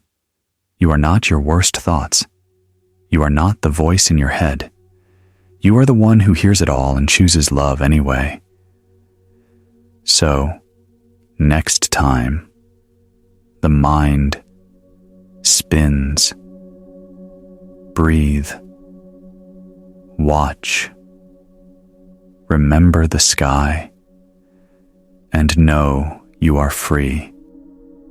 For most of our lives, we've been taught to handle emotions one of two ways: suppress them or be swept away by them, hold them in or let them explode. Neither option truly heals. Both leave us disempowered, either numb or overwhelmed. But what if there was a third way? A way that doesn't involve pushing feelings down, nor being consumed by them. A way of sitting with emotions like you would with a friend curious. Open, gentle, not trying to fix, not trying to run, just being there. This is the path of mindful emotional presence. It begins with a shift in attitude, from judgment to interest, from fear to compassion. Instead of asking, "How do I stop feeling this?" we ask, "What is this feeling trying to show me?" This one question can change everything, because emotions, at their core, are messengers. They don't come to punish us. They come to guide, to reveal, to connect. Even the uncomfortable ones especially, those carry deep wisdom. But they speak a language we've forgotten, the language of sensation, of breath, of subtle energy. To understand it, we must slow down, not analyze, but feel, not label with the mind, but sense with the body. Han, a teacher of compassion-based mindfulness, once said, "When sadness visits me, I greet her like an old guest. I do not interrogate her. I offer her tea. I say, 'You're here. That's okay?' This is emotional maturity, not control, but companionship. Imagine that each feeling is a visitor knocking on your door. Some are familiar, others strange. Some come bearing pain, others memories. All ask to be seen. You don't have to invite them in for life, just for now. This now is the only moment emotions ask for. A single breath of non-resistance, a few seconds of true presence, When fear arises, don't banish it. Ask, where do I feel this in my body? Is it a tightening in the chest, a fluttering in the stomach? Stay there. Breathe into that place. Don't try to change it. Just witness. When grief comes, don't explain it away. Let it soak through your skin. Let the tears come. Let the body tremble. These are not signs of weakness. They are signs of aliveness. Tears are how the soul speaks when the mind can no longer find words. And when joy arrives, don't second guess it. Don't wait for it to vanish. Hold it. Celebrate it. Let it fill every cell. Joy, too, is sacred. The key is presence. Emotions, when met fully, move. They may not vanish, but they shift, they soften, they evolve. It's only when we resist them, deny, judge, suppress that they harden, that they become stuck, that they turn into chronic patterns, into moods, into heaviness that lingers. So let us change how we meet our inner world, not with force, but with fascination, not with panic, but with patience. Lon, who had carried rage for decades, shared. I stopped asking why I was angry. I started asking where. I found it in my jaw, in my fists, in my breath. And I stayed with it. I breathed with it. And one day, the rage didn't vanish, but it stopped owning me. Her face softened. It just became energy pure, clean, no longer violent. That's what happens when we stop resisting emotions reveal their true nature. Underneath anger, there's often grief. Underneath grief, there's love. Underneath fear, there's a longing to be held. This journey is not always comfortable, but it is healing, and it is sacred. You begin to see that no feeling is final, that you are bigger than any emotion, that emotions are like waves, sometimes high, sometimes low, but never permanent. You are the ocean, the stillness underneath, and even when the surface is wild, the depths remain calm. This truth becomes a refuge when you're overwhelmed. You remember, I don't need to act on this feeling. I just need to feel it. When you're ashamed, you whisper this, too, is human. When you're anxious, you place a hand on your heart and say, I am safe in this breath. You return to now. And in this, now, you find freedom. Not from emotion, but with emotion. Because the goal isn't to erase feelings. It's to feel them without fear. To meet them without merging. To honor them without handing them the wheel. You may ask, but what if I'm scared to feel? That's okay. Start small. Feel for one breath, one moment, one tiny opening. Let that be enough. Compassion will do the rest. Over time, your body will learn I can feel and be safe. Your mind will learn I can think and still return to stillness. Your heart will learn I can break and still be whole. This is the alchemy of awareness. It turns fear into tenderness, sadness into softness, anger into clarity, joy into gratitude. And you become the space that holds it all. So next time an emotion knocks, pause, say, welcome, I'm listening, and listen, not with ears, but with breath, with stillness, with love. Because emotions don't want answers. They want presence. They want you. And you, exactly as you are enough. There's a common belief that letting go is a decision we make in the mind, a switch we flip when we're ready. A sentence we say, I'm over it, now, and just like that, we're free. But anyone who's ever truly tried to let go knows. It's not that simple. The mind may want to let go. It may understand the logic. This isn't helping me. It's in the past. They've moved on. So should I. But the heart has its own rhythm. The body has its own memory. And the soul, the soul moves on its own time. Letting go is not an act of will. It's an act of surrender. It doesn't come from force. It comes from space, from safety, from truth. Thou, a man who carried resentment toward his father for decades, once said, I told myself for years that I had forgiven him, but every time I thought of him, my chest would tighten, my jaw would clench. I'd replay every word, every absence, every bruise. My mind had let go. My body hadn't. This is the truth many of us carry.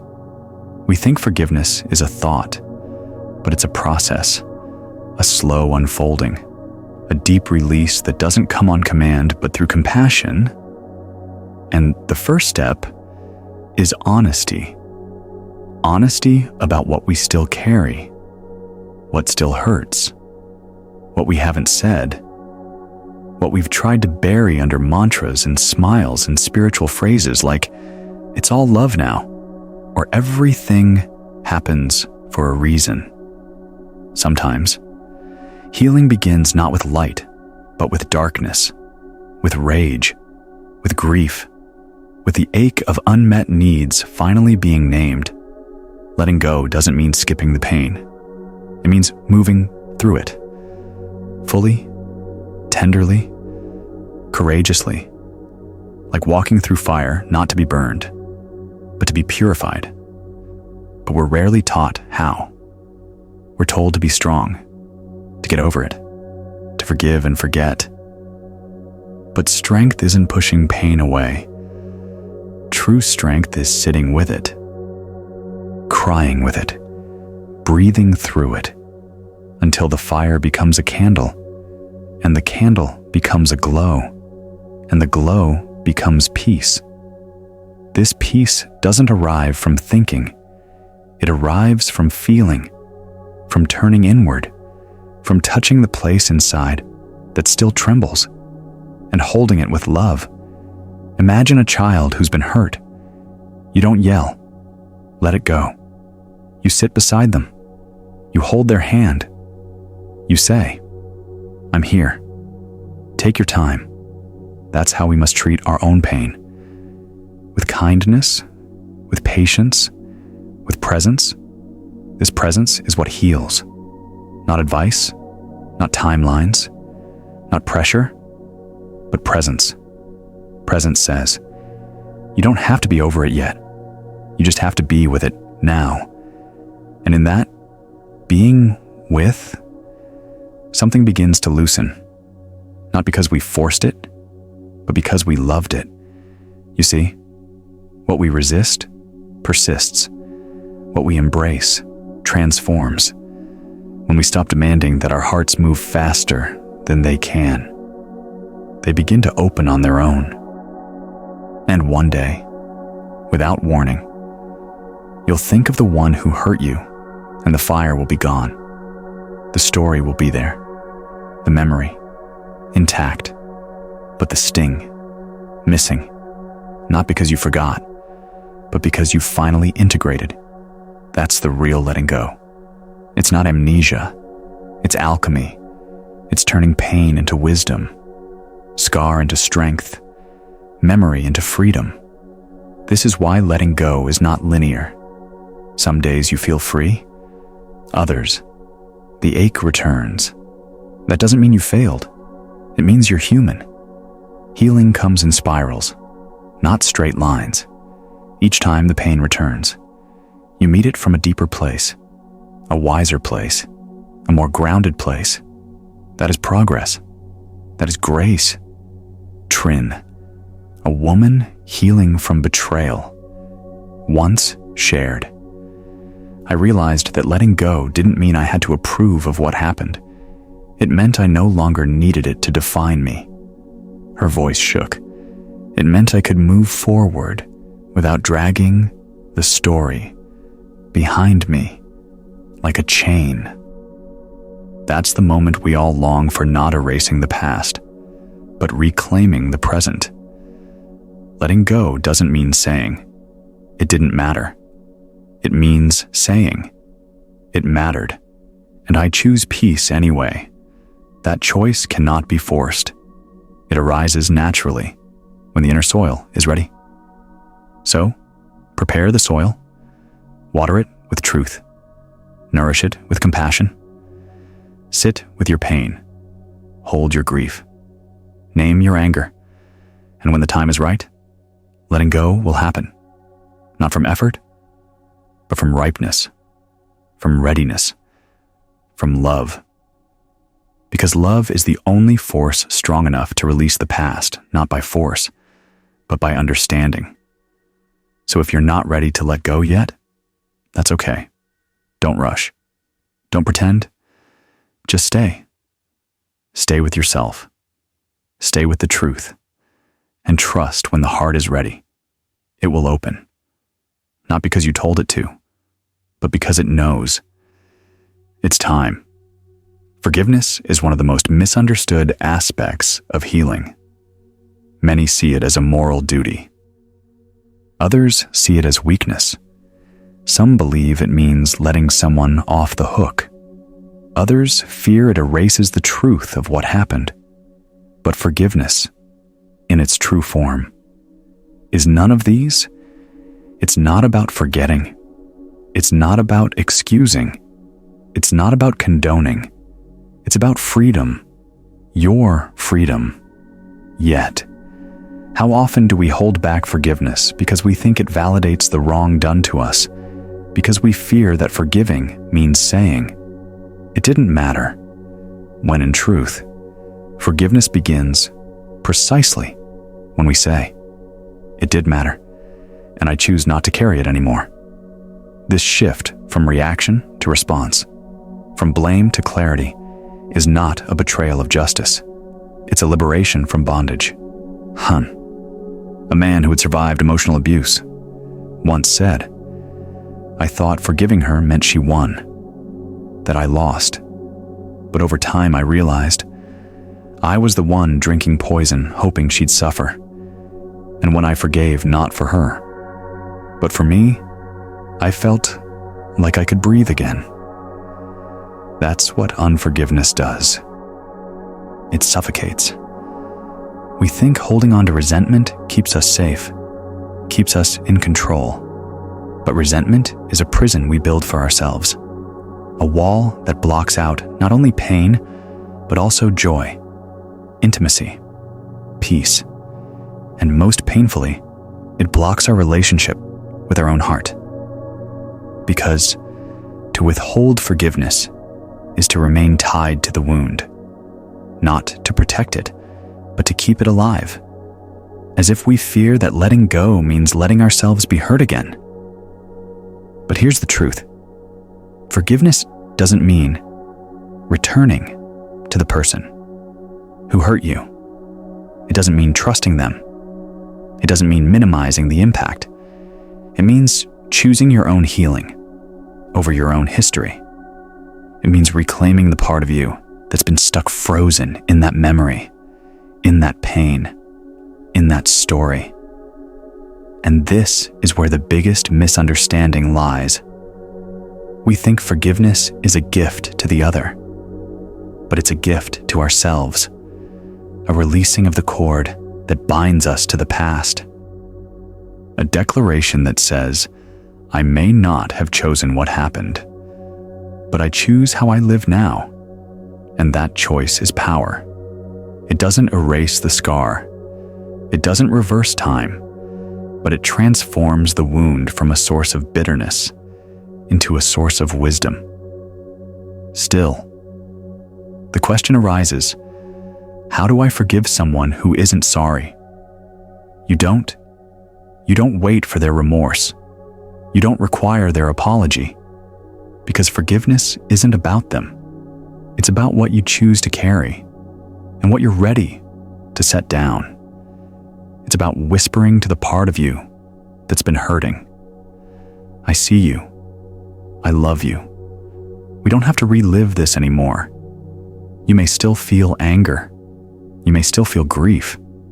That's okay. Forgiveness doesn't erase those feelings. It holds them with tenderness and says, you don't have to be the center of my life anymore. Forgiveness doesn't ask you to rush.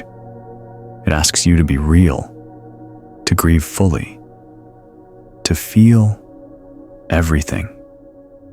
And only then, when the time is right, to let the burden go, not to make the past pretty, but to make the present livable, to make the future possible. Trin, who forgave a parent who never apologized, said, I used to wait for her to say sorry. I thought I needed that. But then I realized I needed me to be okay, more than I needed her to understand. Her voice softened. I forgave, and I found myself again. That is the power of forgiveness. It doesn't change the past. It changes you. It breaks the chain. It reclaims your light. And in doing so, it opens your heart again, not just to others, but to life. Because when we're stuck in unforgiveness, we often close ourselves off to everything. We distrust joy. We hold back love. We stay small. Not because we want to, but because we're still protecting the wound. But forgiveness says, I am not this wound. I am the healing that follows. And that healing, it's fierce. It's slow. It's sacred. It doesn't happen all at once. It happens in layers. One breath of grace, one moment of release, one tiny act of softness, repeated over time, until one day you realize the weight is gone, not because it disappeared, but because you chose to put it down, and what's left is peace.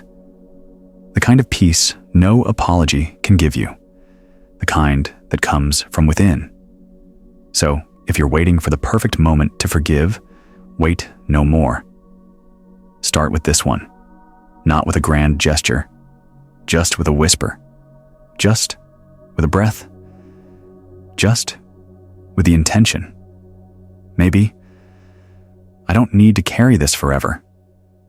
That's enough. Forgiveness doesn't need to be complete. It just needs to begin. Forgiveness is often spoken of as something we extend to others, a moral act, a generous gift, a gesture of maturity. But what if we reframe it completely?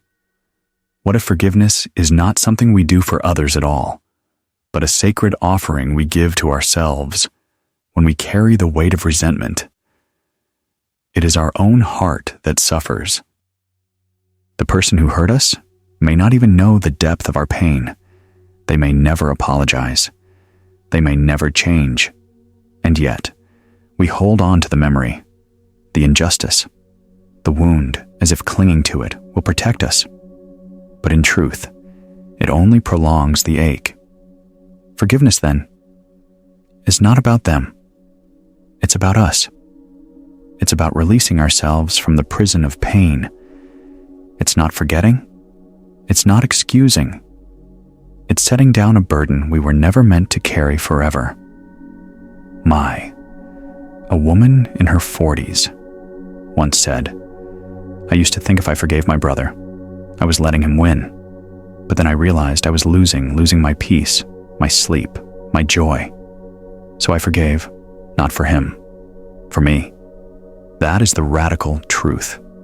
Forgiveness is self-care, deep, soulful, courageous self-care.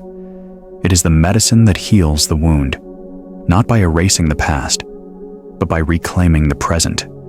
And the act of reclaiming begins with acknowledging what we've lost. We don't bypass the pain. We don't rush the the healing. We sit with the sadness. We honor the grief. We feel the betrayal fully, because only by feeling it can we release it.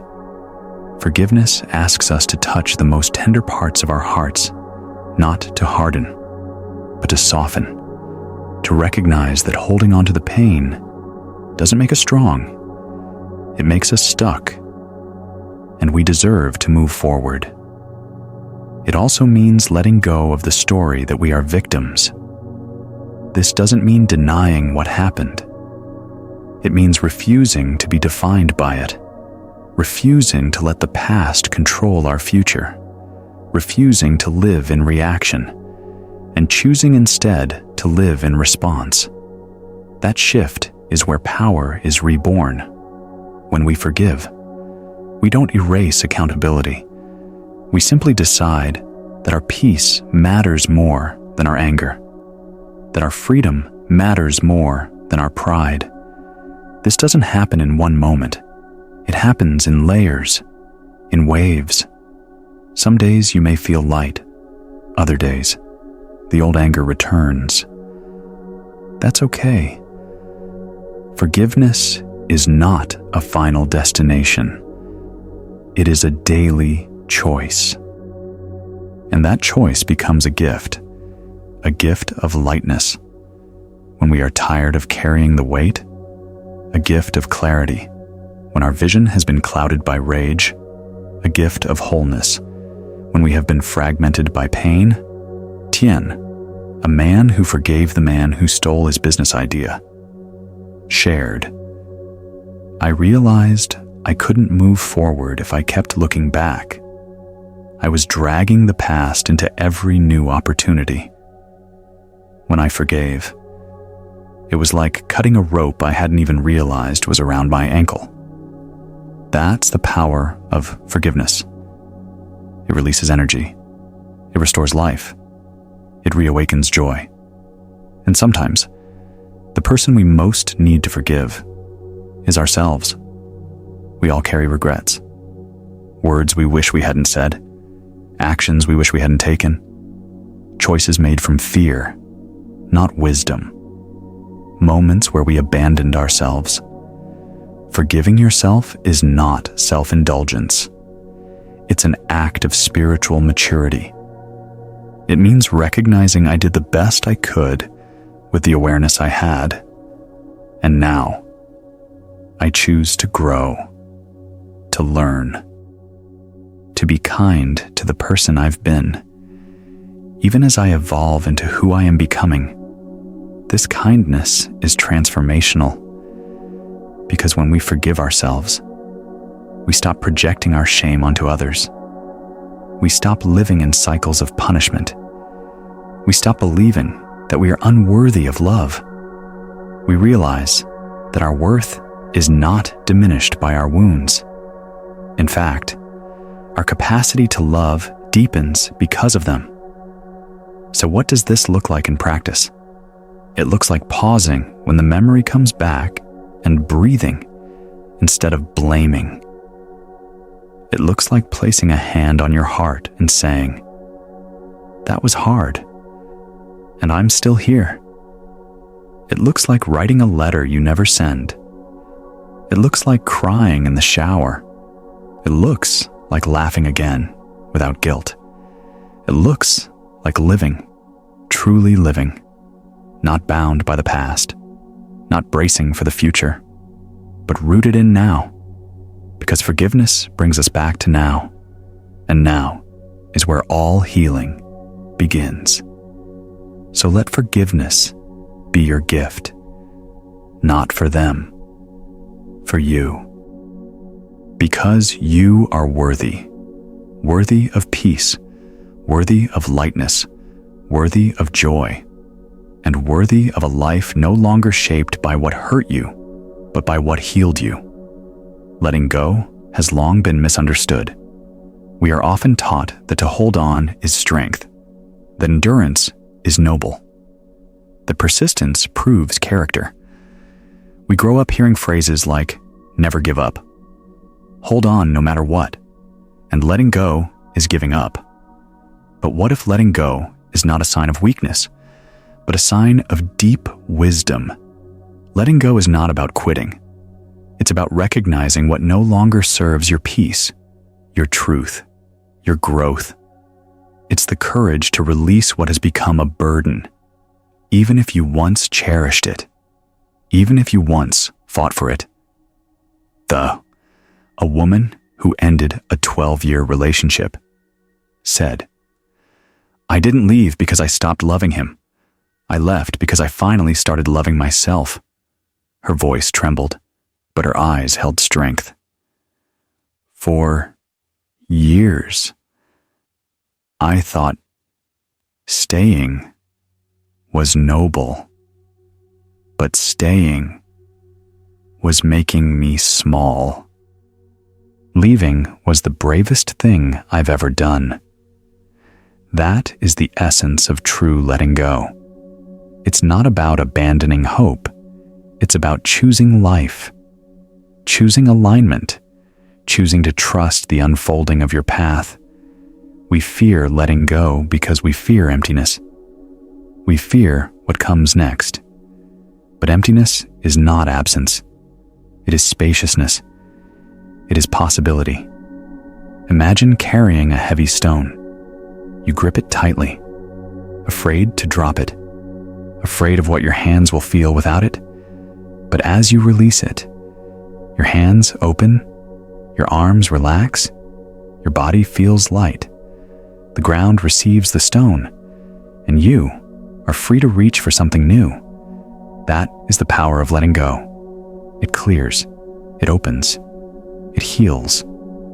Yet still, we hesitate. We ask, but what if they change? What if things get better? What if it gets easier next week? Hope can be a beautiful thing, but hope, when misplaced, becomes a leash. Letting go does not mean abandoning hope. It means redirecting it. From external outcomes to internal freedom, from trying to change others to transforming yourself. It means trusting that you can handle what comes next, that your worth is not tied to what you hold on to, that releasing something doesn't diminish you, it liberates you. Liem, who left a prestigious job to pursue painting, said, "Everyone thought I was crazy, but every morning I wake up and breathe deeply, and for the first time in years, I feel alive. That aliveness, that sacred, soul-deep sense of rightness is the true fruit of letting go. It allows you to honor the past without being bound by it. It allows you to love someone and still walk away. It allows you to outgrow without guilt. And, perhaps, most profoundly, it teaches you that your value is not in your struggle. You do not need to suffer to prove your worth. You do not need to stay in pain to show loyalty. You do not need to hold on to old versions of yourself to be lovable. Letting go is not failure.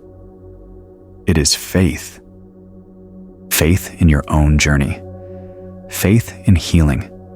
Faith that peace is possible. So let go. Gently or boldly, with tears or with relief. But let go. Not because you're weak, but because you're wise. Because you know that sometimes. The strongest thing you can do is stop holding on. Hatred often begins as pain, a wound, a betrayal, a scar too tender to touch. And in our effort to protect ourselves, we build walls, we gather evidence, we replay the harm, we tell ourselves stories to keep the fire alive. They were wrong. They deserve my anger. I can never forgive. At first, it feels like strength, like standing up for ourselves, like power. But slowly, the fire we feed begins to consume us, not the one who hurt us, because hatred is a hunger that can never be satisfied. The more we feed it, the more it grows, the more it demands, and we lose ourselves trying to sustain it. Chi, a woman who held hatred toward her former business partner for years, said, "I used to lie awake thinking of ways I could get even. I spent so much energy trying to prove he was evil. But one day, I looked in the mirror and didn't recognize myself. I had become hard, bitter, closed. That is what hatred does. It changes us, and the longer we hold it, the more it shapes our identity. We begin to believe the lie that we are the wounded one, that we are broken, that we are forever defined by that story. But the truth is, we are more than what happened to us. And healing begins the moment we stop feeding the fire. This doesn't mean pretending the pain didn't happen. It doesn't mean letting someone off the hook. It means deciding I deserve peace more than I need revenge. It means saying I'm ready to be free. Because the fire of hatred burns both ways. It hurts others, yes, but it scorches us most of all. It burns our joy, our trust, our connection, our capacity to love. Letting go of hatred is not weakness, it's wisdom. It's choosing life over war. And sometimes it starts small, a moment of stillness, a breath instead of a reaction, a silent prayer. Help me release this. And slowly, the fire dies down, not all at once, but breath by breath. Leon, who lost her son to a drunk driver, shared, "I hated him for years, but the hate didn't bring my son back. It just made me lose myself. When I finally forgave him, it wasn't for him. It was because I wanted to feel again, laugh again, be alive again." That's the turning point. When the desire to live outweighs the need to hurt. When we realize we can honor the past without letting it define the present. When we stop using pain as armor and let love be our strength. This doesn't mean becoming naive. It means becoming whole. It means saying, I choose peace, even if they don't deserve it. Because I do. We don't need to wait for apologies. We don't need them to understand. We don't need justice to begin healing. We need only to choose, again and again, to lay down the story, to stop picking the scab, to release the need to win, not because the pain didn't matter, but because we matter more. Hatred whispers that we're protecting ourselves, but in truth, it keeps us imprisoned. Forgiveness true. Radical forgiveness throws open the gate. It says I'm done living in chains. It says I am more than my pain. And that truth is what sets us free. So if you feel the fire rising, pause. Place your hand over your heart. Breathe. Whisper, I am safe. I am loved. I am free. And with every breath, feed peace. Not hatred, not revenge. Peace. Because peace is what heals. Peace is what endures. And peace is who you truly are. In a quiet village nestled between mountains and mist, there lived a Zen master known simply as Master Sho. He was a man of few words, gentle eyes, and a presence that calmed even the most restless minds. Among his disciples was a young monk named Daichi, whose heart was bright but burdened by frustration. Every day, Daichi was tasked with carrying 2 large buckets of water from the river to the monastery. One bucket was perfect. The other, old and cracked, leaked steadily with every step. For months, Daiichi endured this chore in silence, but resentment bloomed inside him like weeds. Why must I use this broken bucket? He thought. Half the water is gone by the time I arrive. What's the point? One morning, unable to bear it any longer, Daiichi approached Master Sho. "Master," he said, bowing low, "this cracked bucket is useless. I work just as hard, but half my effort is wasted. Please let me use another." Master Sho nodded and smiled gently. "Tomorrow morning, I will walk with you." The next day, as the first rays of dawn touched the riverbank, they began their walk. Daiichi carried the same 2 buckets, one whole, one flawed. As they climbed the winding path back to the temple, Master Sho asked softly, "Have you ever looked at the path you walk each day?" Daiichi frowned. "No, Master, I only look ahead." The master stopped and turned him around. "Look now." Daiichi looked. On one side of the path, the side of the perfect bucket, nothing but dry earth. But on the other, a vibrant ribbon of wildflowers danced in the morning breeze. "For months," Master Sho said, "I scattered seeds along this path, and your cracked bucket watered them every day. Without knowing it, you've been nurturing beauty." Daiichi's eyes widened, then softened. The resentment melted from his chest like snow under spring sun. That moment, that lesson, lived in his heart forever. Let us pause here not to admire a story, but to receive its medicine. We all carry buckets. Some of them are cracked. Some of us, too, feel broken by our past, our choices, our shame. We believe we are less because of the ways we leak, because of our imperfections, because we don't carry as much as others do. But what if the cracks are not failures? What if they're openings? What if healing doesn't mean becoming perfect, but becoming aware of the flowers we've been watering all along, in every scar?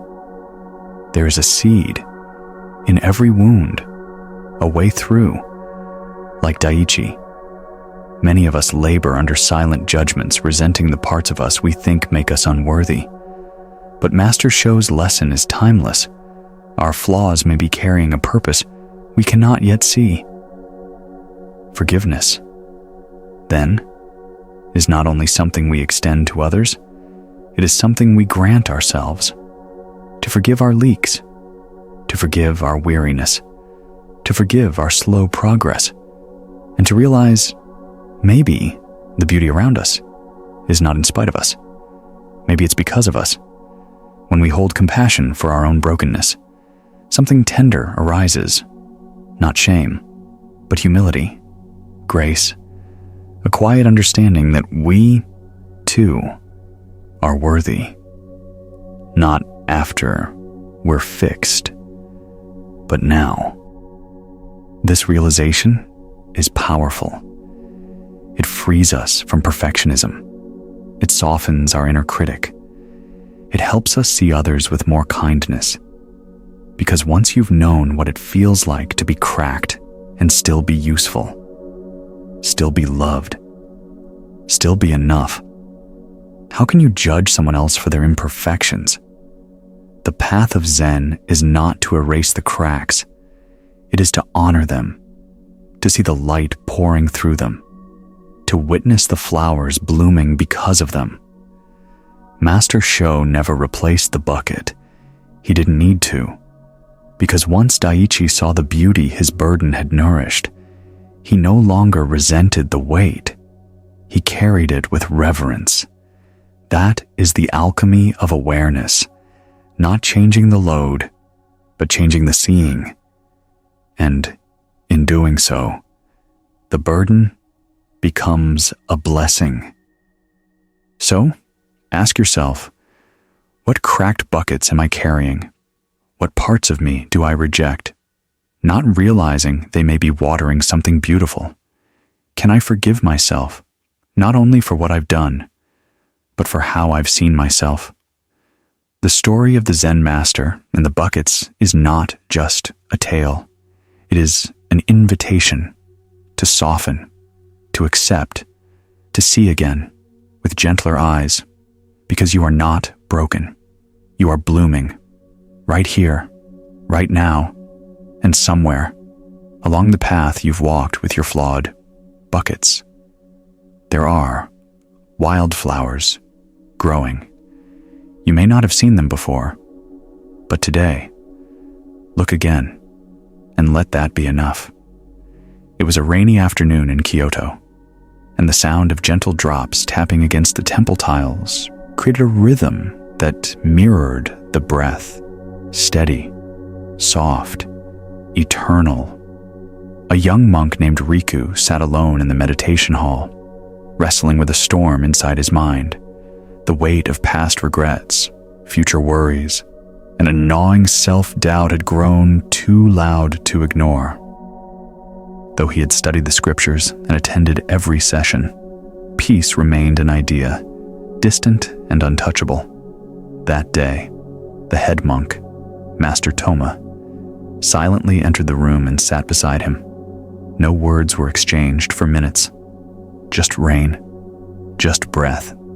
Then, with a voice so soft it seemed to rise from the floor, Master Toma said, "1 minute." Riku looked at him, puzzled. 1 minute. Master Toma repeated, "Be here. Just 1 minute. Nothing more." Riku closed his eyes, skeptical but obedient. He felt the bench beneath him, the breath enter, leave, a drop slide down his brow, the echo of rain on wood. 60 seconds. When he opened his eyes, something had shifted. The storm had not vanished, but the space around it had grown. He could see the storm and himself as separate things. That was the beginning. 1 minute had planted a seed that no teacher, no text, no lecture ever had. In the noisy rush of life, we underestimate small moments. We think transformation requires dramatic change, but often, the sacred sneaks in quietly, through a pause, a breath, a single mindful minute. Mindfulness is not reserved for monks or mountaintops. It does not require hours of silence. It begins in a single choice: to be here, now, to feel the sip of tea warming your chest, to hear your child's laughter without distraction, to notice the sky as it changes color.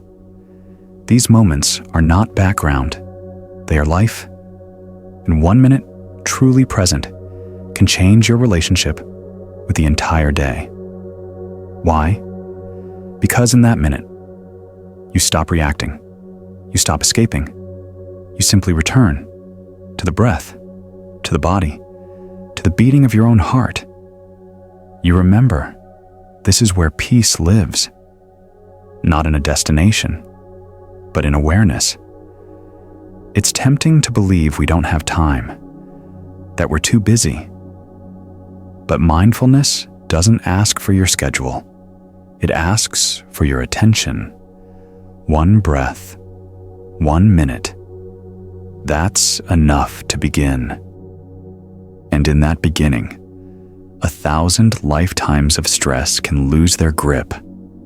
A mother named Hannah shared, "I used to wake up and scroll my phone before I even kissed my children. I didn't mean to. I just felt overwhelmed. But then I tried 1 mindful minute.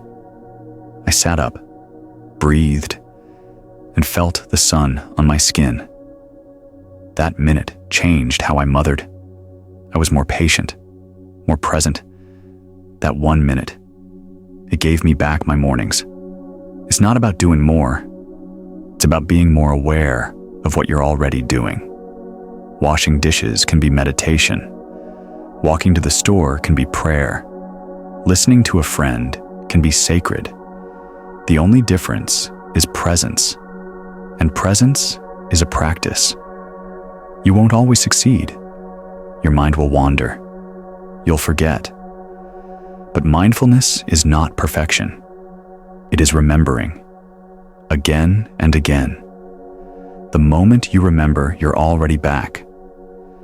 That's the grace of this path. You don't have to change your whole life. You just have to return to it. And it begins with 1 minute. So if you feel lost, start small. Pause. Close your eyes. Breathe in slowly. Breathe out completely. Feel your feet on the ground. Feel your lungs expand. Feel your own presence. And in that space, say to yourself, I am here. Not in the past. Not in the future. Here. This is your power. This is your sanctuary. This is your life. And it is waiting. In one simple, sacred, mindful minute. To observe without interfering is one of the most delicate, yet transformative practices of mindfulness. It requires no tools, no mantras, no mystical incantations, just the willingness to witness, to watch the flow of life within and without trying to shape it, fix it, resist it, or judge it. But this is not how we're taught to live. From childhood, we are conditioned to react to correct what's wrong, to avoid what's painful, to chase what's pleasant. Stillness, in our modern culture, is seen not as strength, but as passivity. We equate observation with indifference. Yet, in the deep silence of observation lies the door to inner clarity. Take the example of Min, a father of 3 and a corporate manager who lived under constant stress. Every setback at work triggered frustration. Every conflict at home, anxiety. His default mode was control. He believed that if he didn't manage everything, things would fall apart. One day, on the brink of burnout, he joined a silent retreat. At first, the silence was unbearable, but slowly, something shifted. He began to observe his thoughts without chasing them. He watched emotions rise and fall like tides, and for the first time, he saw clearly he wasn't the chaos. He was the space around it. That realization changed everything. When we learn to observe without interference, we step into the role of the witness, not the actor, not the judge, but the one who sees. And in that seeing, transformation begins. Imagine your mind as a clear sky, and thoughts as passing clouds. When a storm comes, we don't scold the clouds. We don't try to hold them in place. We simply let them pass. Observation works the same way. It is not passive, it is powerful. Because the moment you observe something without becoming it, you begin to disidentify. You stop saying, I am angry, and instead say, anger is present. This subtle shift creates space for response instead of reaction, space for compassion instead of condemnation, space for truth instead of fear. In that space, healing happens, and yet, it takes practice, because the mind will insist on interfering. It will want to comment, fix, analyze. But the practice is in returning. Returning to that place of still watching, like a mountain watching the weather. There's a story from the Zen tradition about a monk who went to his master, overwhelmed by distraction during meditation. "Master," he said, "I cannot stop my thoughts." The master smiled. "Then watch them come. Watch them go. Just don't serve them tea." It is a gentle reminder we don't have to entertain every thought. We don't have to believe every fear. We don't have to fix every emotion. We can just witness. And that witnessing reveals so much, that pain doesn't last, that joy is subtle, that the mind, left alone, will eventually settle. This practice can be brought into every part of life. When a colleague speaks sharply, observe your breath before responding. When anxiety creeps in, notice where it lives in your body, without naming it as bad. When beauty catches your eye, pause and drink it in, without trying to capture it. These are not dramatic acts, but they change everything. Because in observing, we reclaim our power. The power not to be pulled by every wave.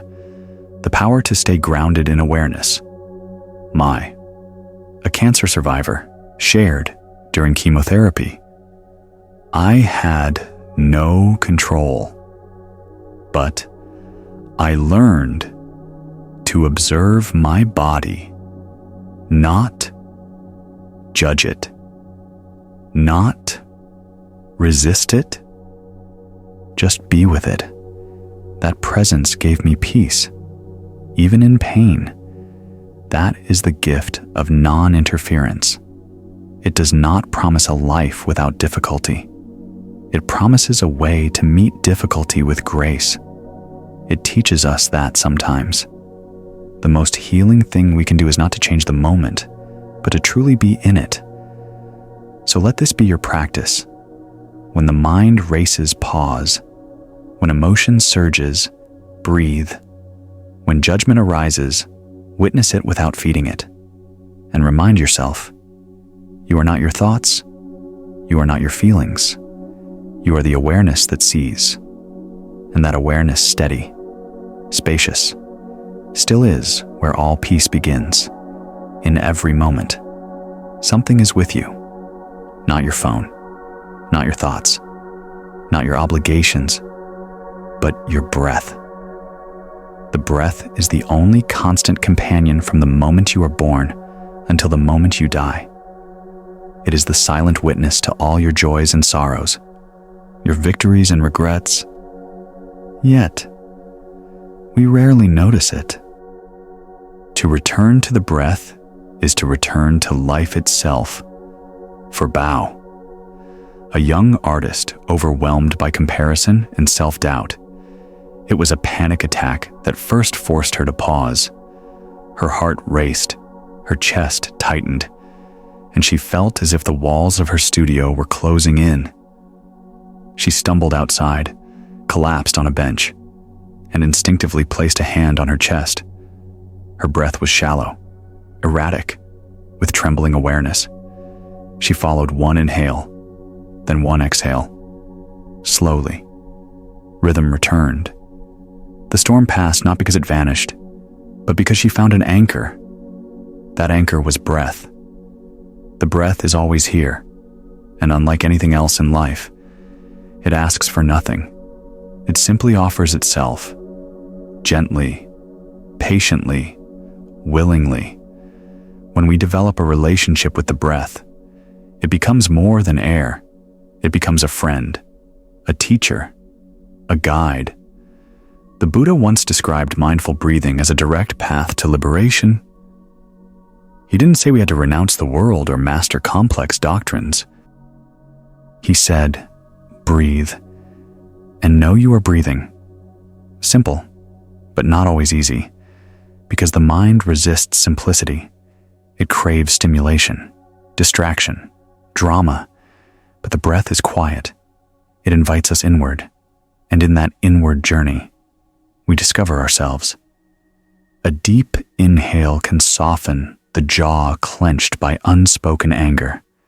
A slow exhale can release the shoulders burdened by fear. When you breathe with awareness, you make space inside your own body. You become less reactive, less hurried, less entangled in the noise. You become more attuned, more present, more rooted in truth.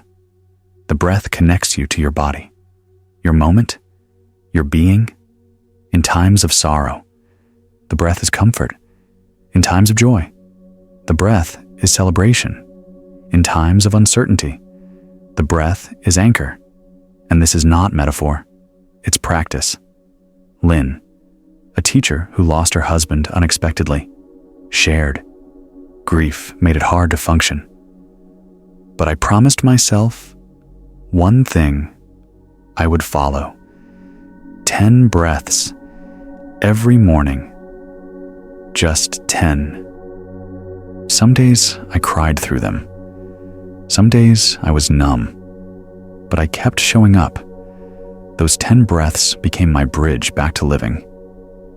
Your breath is not just physiological. It is spiritual. It mirrors your state.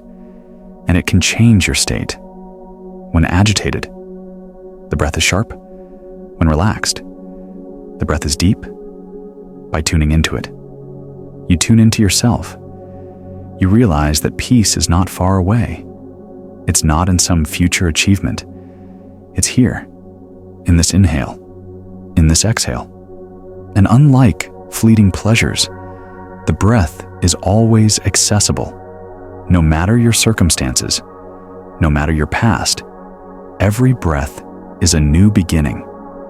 So how do we practice? You don't need to sit on a cushion or light incense.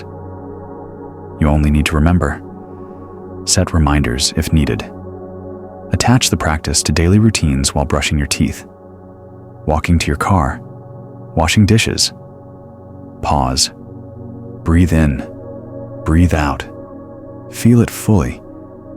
Even one breath fully lived is a miracle. You don't need to control it.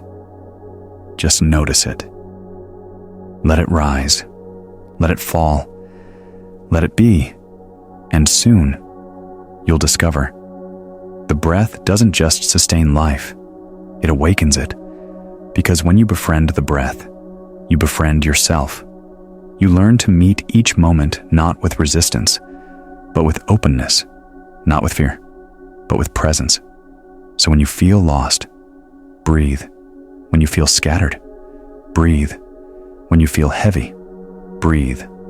Not to escape, but to return. Because the breath is not a means to an end. It is the return to now, to you, to peace. There is something ancient and sacred about the act of walking. Long before we sat in meditation halls or wrote sacred texts, we walked, step by step, breath by breath. Humans have wandered the earth seeking, grieving, hoping, healing, and in each step, there was a rhythm, a grounding, a way back home. To walk in silence is to rediscover that rhythm, to re-enter the body, to feel the earth holding you, steady and patient. Dai, a software engineer who once lived in constant mental overdrive, began practicing walking meditation after a burnout. He shared, "I was always in my head solving problems, chasing deadlines, but during a retreat, I learned to walk slowly, barefoot on the grass. At first, I felt ridiculous, but then something softened. Each step became a moment. I wasn't going anywhere. I was already there. That's the magic. Walking, not to arrive, but to be in our modern lives. Walking is functional. We walk to the kitchen, to the car, to the office. But mindful walking transforms the mundane into the sacred. It teaches us that presence is not only found in stillness, but in motion. When we walk mindfully, we align body and mind. The feet touch the ground, the breath anchors awareness, and the heart, it quiets. No phone, no rush, no distraction, just steps. Left, right, breathe in, breathe out. Each step a prayer, each breath a return. This simplicity, over time, changes how we move through the world. We stop rushing past life. We start dwelling in it. We begin to notice things: the song of a bird, the coolness of air, the way sunlight touches leaves. These aren't extras. They are life itself. And in that noticing, we become rooted, grounded, present. Master Kian, a beloved monk, once said, When I walk, I kiss the earth with my feet.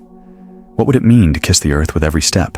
To see each footfall as sacred, to know that your very movement can be a form of reverence. This is not poetic fantasy.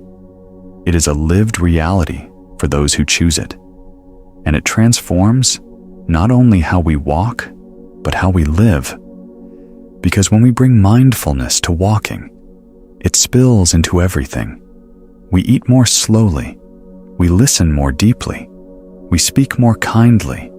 We stop reacting and begin responding. This shift, subtle but profound, is the path to grounded living.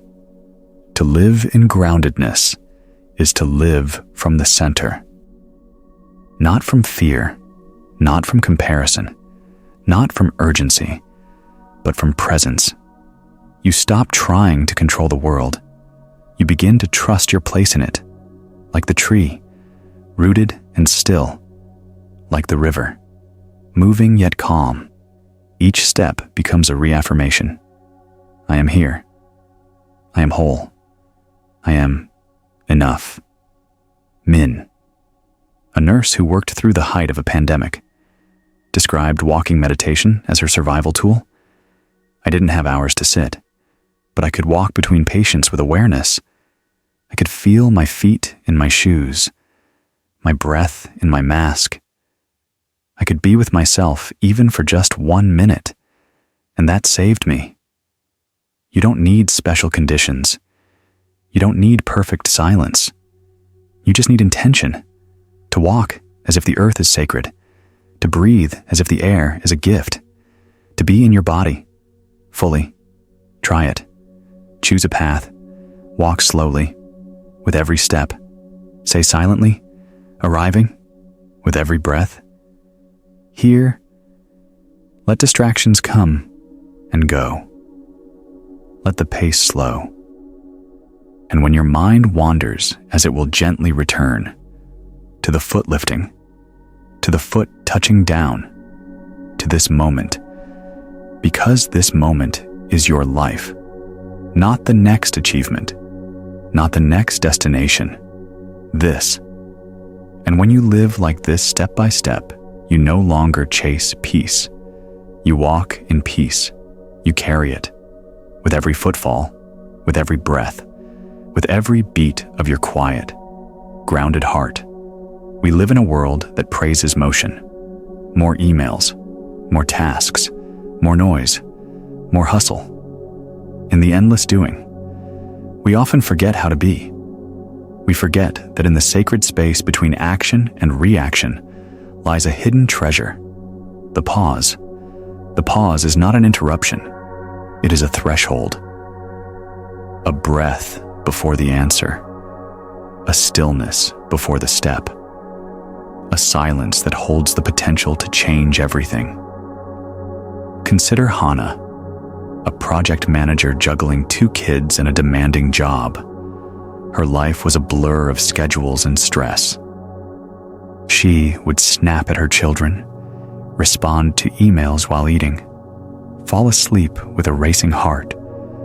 Then she discovered the power of the pause, not as a concept, but as a practice. Each time I paused before speaking, before replying, I made different choices, kinder ones, clearer ones. The pause gave her back her life. You see, when we pause, we reclaim the present. We become aware. We respond rather than react. Reaction is unconscious. It's habit. Defense, urgency, response is conscious. It's choice. Presence, clarity, the space between the two is the pause. And though it may only be a second long, it is sacred. Even nature knows this. Between the in-breath and the out-breath, there is a stillness. Between day and night, there is twilight. Between heartbeats, a rest. These pauses are not errors. They are the rhythm of life. So why do we resist them? Because silence can be uncomfortable. Slowing down can feel like weakness. But the truth is, The pause is where wisdom lives. It's where we catch ourselves before the harsh word. It's where we breathe instead of break. It's where we hear the quiet voice of intuition. Master Lin, a beloved teacher, once said, "The arrow that kills is not drawn in the pause," meaning, when we pause, we break the chain of harm. This applies not just in crisis, but in the ordinary. When you're rushing out the door, pause, feel your feet. When your child is crying, pause, breathe with them. When an email angers you, pause, return later.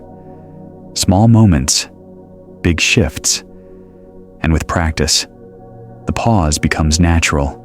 It becomes your default, your refuge, because the pause is not passive. It's the doorway to presence. It's the moment when your soul catches up to your body. Tien, a chef known for his temper, began using a pause before shouting in the kitchen. "It saved my relationships," he confessed. "It made me realize most of my anger wasn't real. It was habit." The pause helped me see. That's what the pause offers seeing. Your patterns, your pain, your peace. It invites reflection, not self-blame, but self-awareness. It says, wait, what is really needed here? And often, the answer is not action, it's presence. So how do we cultivate the pause? Start with breath. One breath before speaking, one breath before replying, one breath before reacting. Over time, that breath becomes space. A space big enough to hold your truth. A space kind enough to hold your mistakes. A space deep enough to hold peace. Practice pausing in transitions. When you wake, before a meeting, before entering your home, touch the doorknob. Pause. Smile. In that pause, you return to yourself, because the pause is not about doing nothing. It's about doing the most important thing, being present. So the next time you feel the rush, stop, close your eyes, inhale, exhale, pause, and remember, you are not a machine. You are not a task list. You are a soul. And your soul speaks in silence. Listen. Words have the power to build or break, to soothe or scar, to open doors or close hearts. And yet, in our daily conversations, how often do we truly listen to our words? How often do we speak with awareness? To speak mindfully is not to speak less, but to speak from presence, from clarity, from love. Trin, a high school counselor, once shared that her greatest lesson in mindful speech came not in the classroom, but during an argument with her teenage daughter. "I was angry," she said, ready to lecture. But I paused and instead asked, "What do you need right now?" Her eyes filled with tears. She didn't need advice. She needed understanding. Mindful speech begins with listening, not just to others, but to ourselves, to the motivations beneath our words, to the energy we carry in our tone, to the silences we overlook. Because what we say is shaped by what we carry. If we carry anxiety, we speak from fear. If we carry judgment, we speak to defend. If we carry compassion, we speak to connect. So to speak with awareness is to check in. What am I bringing into this moment? Am I trying to prove something, to control, to impress? Or am I here to understand, to build, to heal? It's a powerful shift, and it starts small. With breath, with intention, with space. Thay, a Zen practitioner, teaches the 4 gates of mindful speech. Is it true? Is it necessary? Is it kind? Is it the right time before we speak? These gates help us pause. Is it true? Not rumor. Not reaction. Not assumption, but fact. Is it necessary? Will it help? Or just add noise? Is it kind? Not polite, but rooted in goodwill? Is it the right time? Even truth can wound if mistimed. When our words pass through these gates, they become tools of harmony. They clarify rather than confuse. They soften rather than harden. They build bridges instead of walls. And sometimes, the most mindful thing we can say is nothing at all. Silence, too, can be sacred. It holds space for reflection. It respects the complexity of others. It allows truth to rise organically. A mediator, shared, intense meetings. I learned to let silence do the work. I'd wait 3 breaths before speaking. That pause changed everything. It created room for honesty. This is not passivity. It's presence.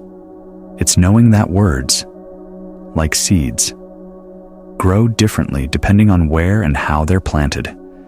So how do we cultivate mindful speech? Start with small circles. At home. Before correcting a partner, pause. At work. Before making a point, breathe. In friendship. Before offering advice, listen. Use phrases that open rather than close. I hear you. Tell me more. How can I support you? Speak from the heart, not the script. Don't fear vulnerability. It's the birthplace of connection. And if you misstep, acknowledge it. I'm sorry. That wasn't kind. I was reacting. Let me try again. These words don't weaken your voice. They strengthen your presence. Because mindful speech is not about getting it perfect. It's about being real. It's about seeing the person in front of you, not as an obstacle or a role, but as a fellow traveler, with wounds, with stories, with dreams, just like you. And when we speak from that place of shared humanity, something beautiful unfolds. Understanding, respect, peace. So let your words be medicine. Let them soothe where there is ache. Let them affirm where there is doubt. Let them uplift where there is despair. And above all, let them be true to the deepest part of you, the part that knows love is always louder than fear. Speak from that place, and you will not just communicate, you will connect. When people hear about mindfulness, they often imagine a mountaintop, hours of meditation, or a life stripped of modern comforts. It feels distant, something for monks, not mortals. But the truth is, mindfulness does not begin with complexity. It begins with one small step. And that step is presence. You don't need to change your job, move to a forest, or abandon your life. You only need to show up to it. Thao, a busy single mother of 2, once said, I thought mindfulness was impossible for me. But then a friend told me, just be fully present when you wash the dishes. That sounded ridiculous, but I tried it. One night, instead of rushing, I felt the warmth of the water, heard the clinking of plates, noticed my breath. Something softened. That was my doorway. It's not about doing more. It's about being more in what you already do. Mindfulness doesn't require new activities. It requires new attention. Begin with the body. Feel your feet when you walk. Feel your hands when you hold a cup. Feel your breath as it enters and leaves. Each of these is a point of return. Return from distraction. Return from regret. Return from fear. To what? To now. because now is where life lives. Not yesterday, not tomorrow, but here. And here is always available. Even in stress, even in sorrow, even in simplicity. The mistake many make is waiting for the perfect moment to be mindful. But the perfect moment is always the one you're in. Try this. Each time you reach for your phone, pause. Take one breath. Feel the texture of the phone. Notice your impulse. Then decide consciously, do I really need this right now? That one pause rewires patterns. Or try when eating. Eat, taste, chew. Notice, not as a rule, but as a gift. These are not performances. They are presence. Small, invisible acts that slowly reshape your inner landscape. And it helps to remember mindfulness is not about control. It's about contact. Contact with reality, with your senses, with your truth. So don't strive to do it right. Just begin. Begin again and again. Because every time you return, you strengthen the muscle of awareness. Duke, a corporate leader, set a timer for one mindful breath every hour. It felt silly at first. He laughed. But I started noticing when I was holding my breath during meetings, when I was rushing past my team without greeting them. That one breath brought me back to the kind of leader I wanted to be. That's the power of a simple start. You don't need to see the entire path. You just need to take the next step and trust that the path will meet you. So what is one small place you can begin? Is it brushing your teeth with full attention? Is it taking 3 deep breaths before turning on your computer? Is it listening? Truly listening to someone you love? Start there, not as a task, but as a return. And when your mind wanders, because it will gently guide it back. No shame, no force, just kindness. Because mindfulness is not just a technique, it's a tone of gentleness, of curiosity, of compassion. That tone, when practiced over time, becomes your way of being, and you begin to walk through life not as a storm, but as a stillness, not as someone seeking peace, but as someone bringing it. So don't wait for a retreat. Don't wait for a breakdown. Start now, right where you are. Feel your breath. Feel your feet. Feel your life. And let that simple beginning be enough. There's a common myth that meditation is an escape, a retreat from reality, a refusal to engage with life's demands. But true meditation is not a withdrawal. It is a deep arrival. It is not about running from the world, but about returning to it more present, more open, more real. Lian, a young physician constantly on the edge of burnout, once believed meditation was for people who had time to waste. She couldn't imagine sitting in stillness while patients waited. Emails stacked, and responsibilities grew. Then, after a brief health scare, her therapist asked her to try just 5 minutes of sitting. No agenda. Skeptical, but exhausted. She complied.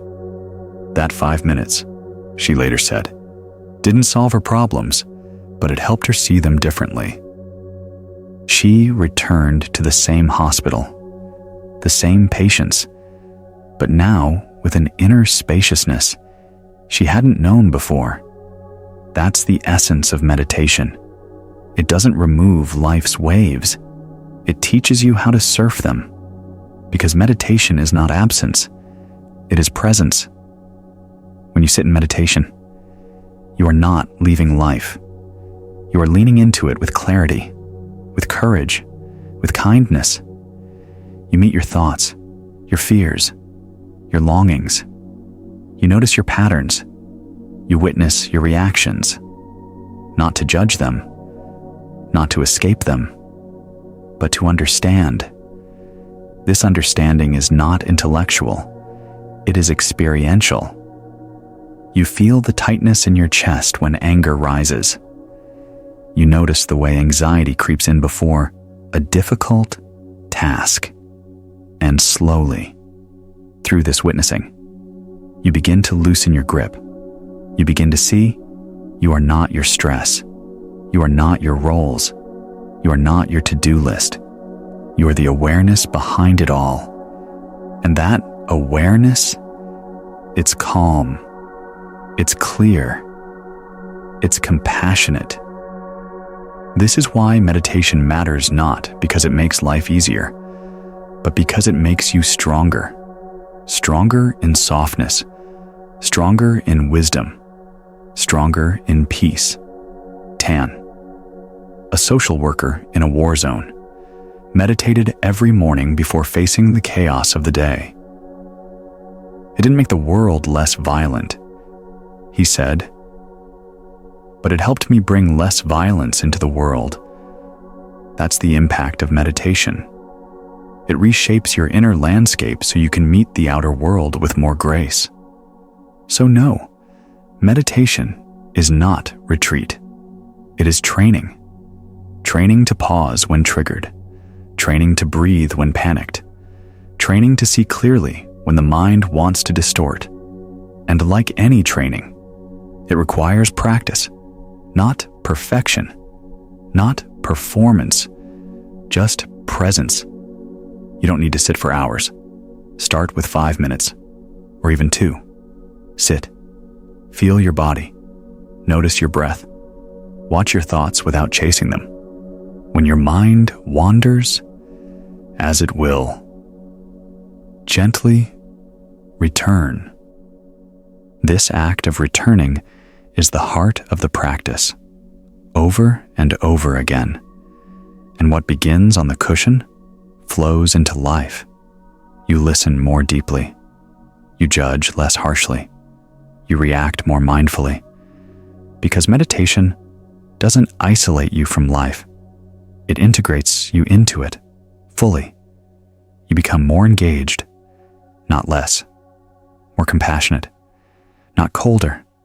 And slowly, the question shifts from, how do I escape this moment, to how can I fully inhabit it? That shift changes everything. So, if you've ever believed meditation was withdrawal, look again. Look at the monks who smile despite having nothing. Look at the elders who radiate peace amid pain. Look at the ordinary people who meet chaos with calm. They're not escaping. They're embodying stillness, embodying clarity, embodying love. And you can too. Not by renouncing your life, but by returning to it.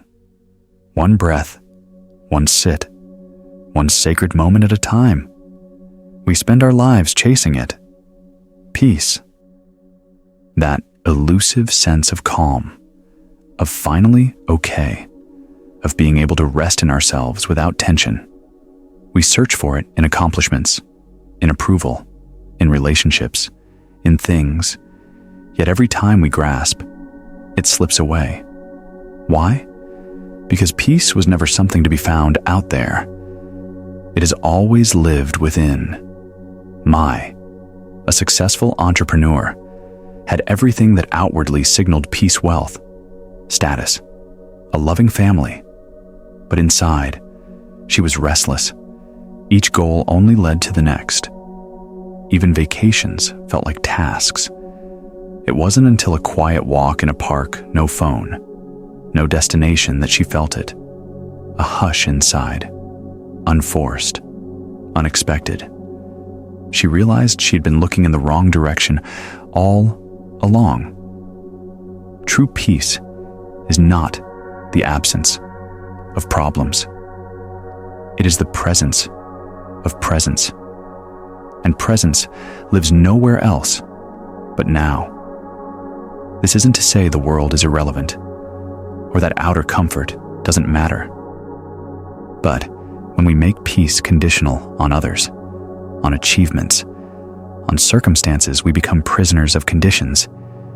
We wait for a future moment to feel free.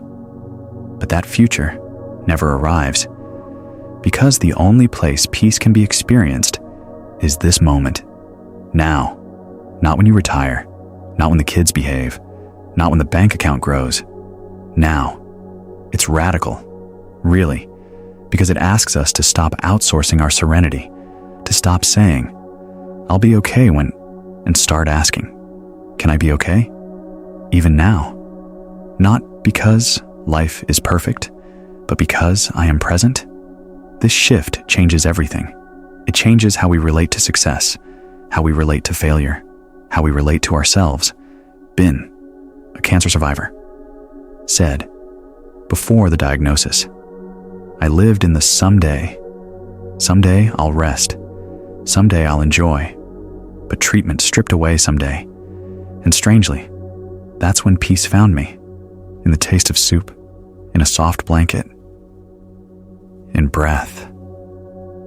I stopped chasing and started being." That's the invitation, to stop chasing, to start being, and being begins where you are, with what is, even if what is hard, because peace doesn't deny pain, it holds it. It doesn't require perfection, it embraces imperfection. It says, this too belongs.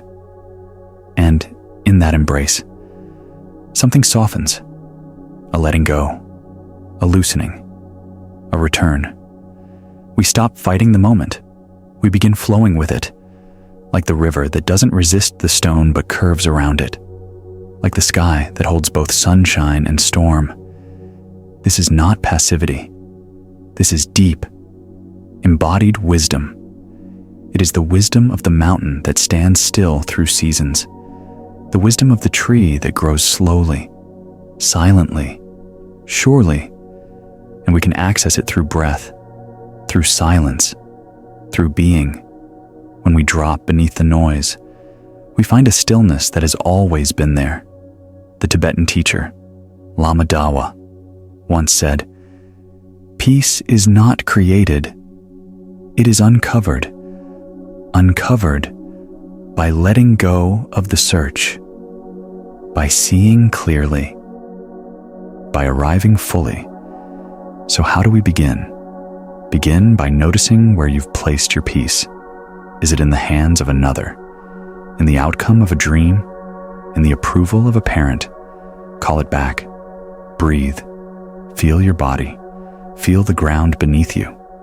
This ordinary moment is enough. Not forever. Just now. And when the mind says, "But what about tomorrow?" Smile. Return. This breath. This beat. This being. Because when you make peace with now, you are never far from home. And from that home, you can engage the world not as a seeker, but as a bringer. You bring peace to conflict. You bring presence to chaos. You bring compassion to pain. Not because the world is calm, but because you are. So let peace begin where you are. Let it be simple. Let it be now. Let it be enough. And in doing so, discover peace was never outside.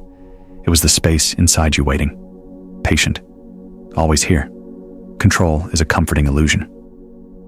We cling to it tightly, believing it grants us security, stability, and a sense of power in a world that often feels chaotic.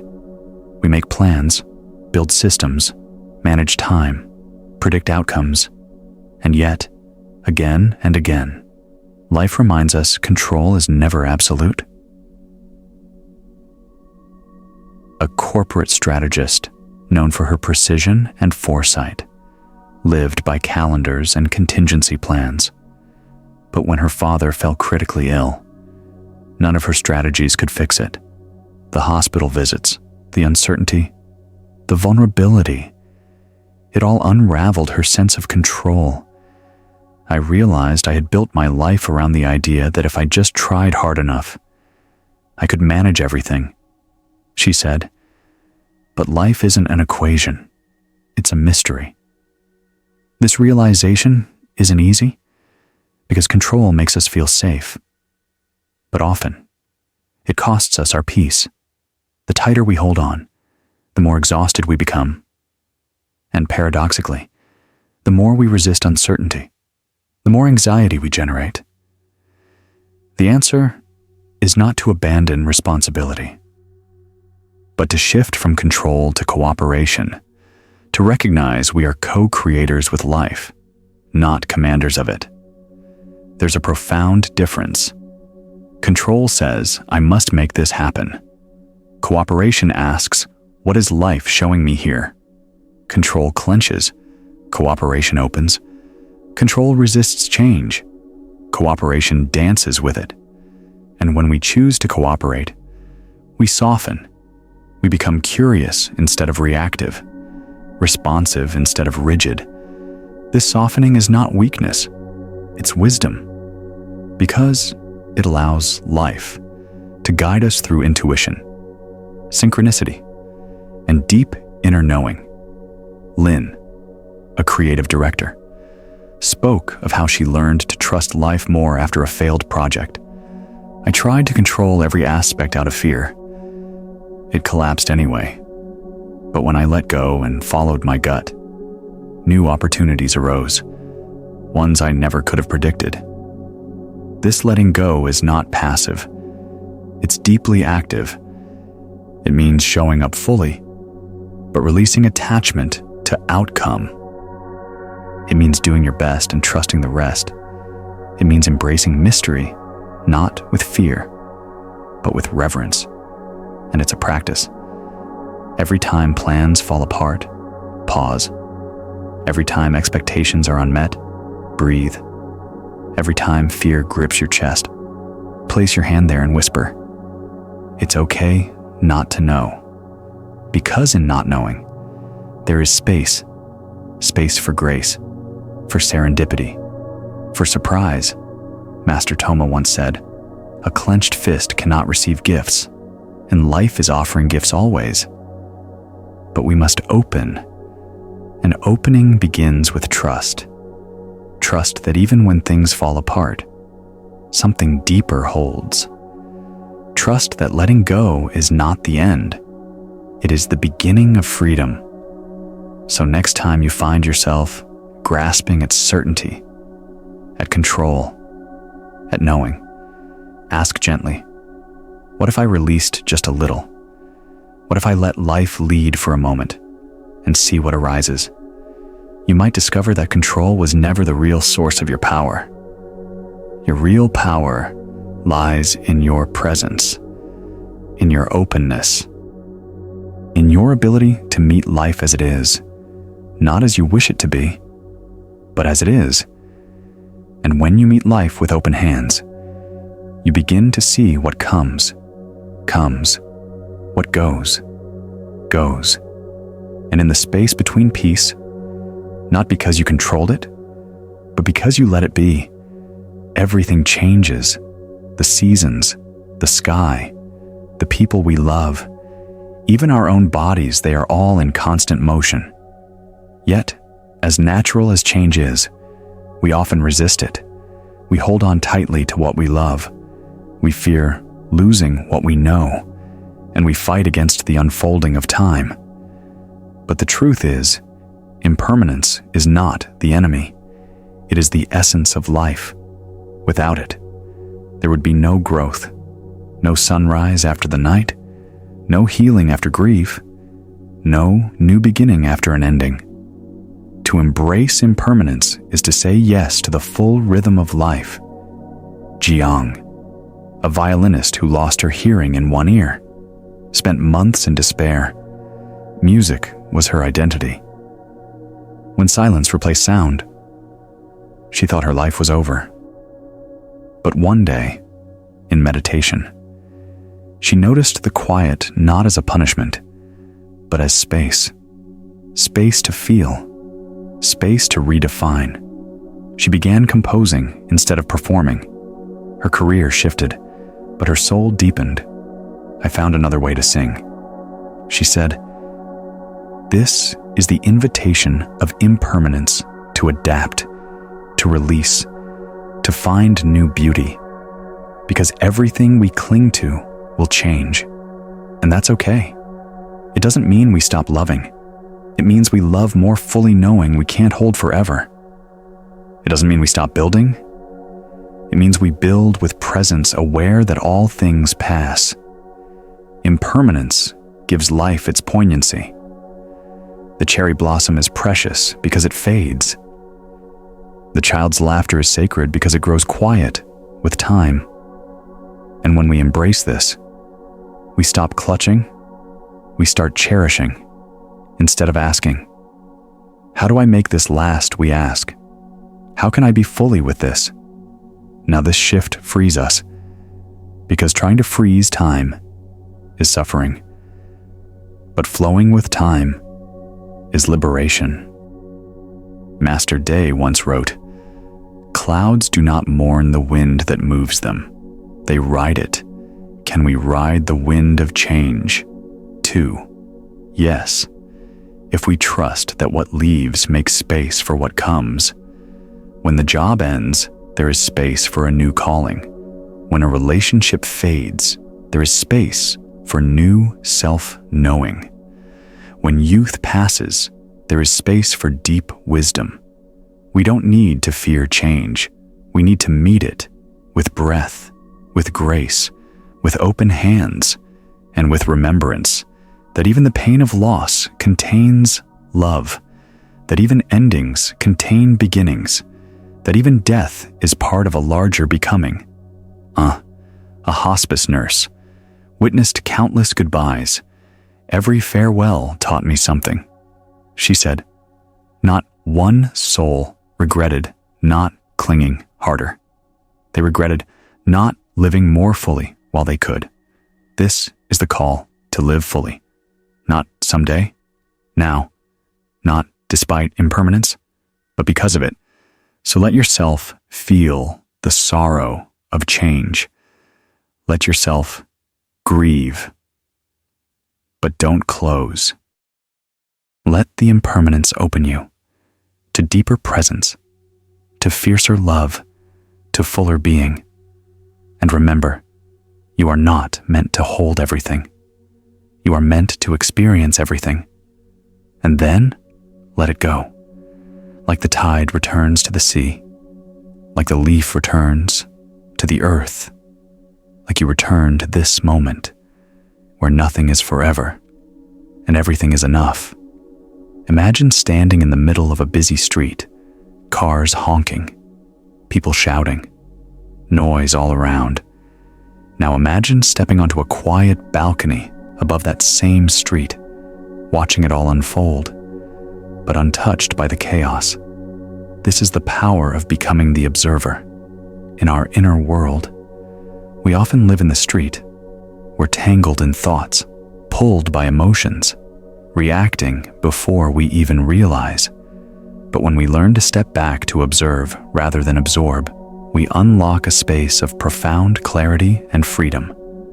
Kwan, a university student struggling with anxiety, described it like this: "My mind felt like a storm.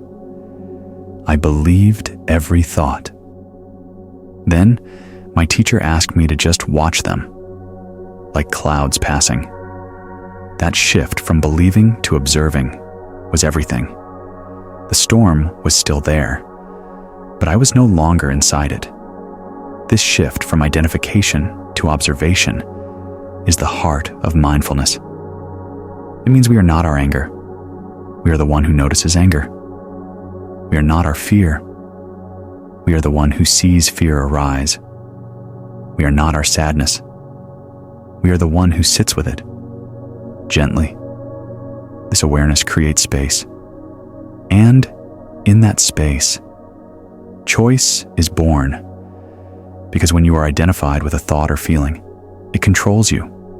But when you observe it, you can respond, not react.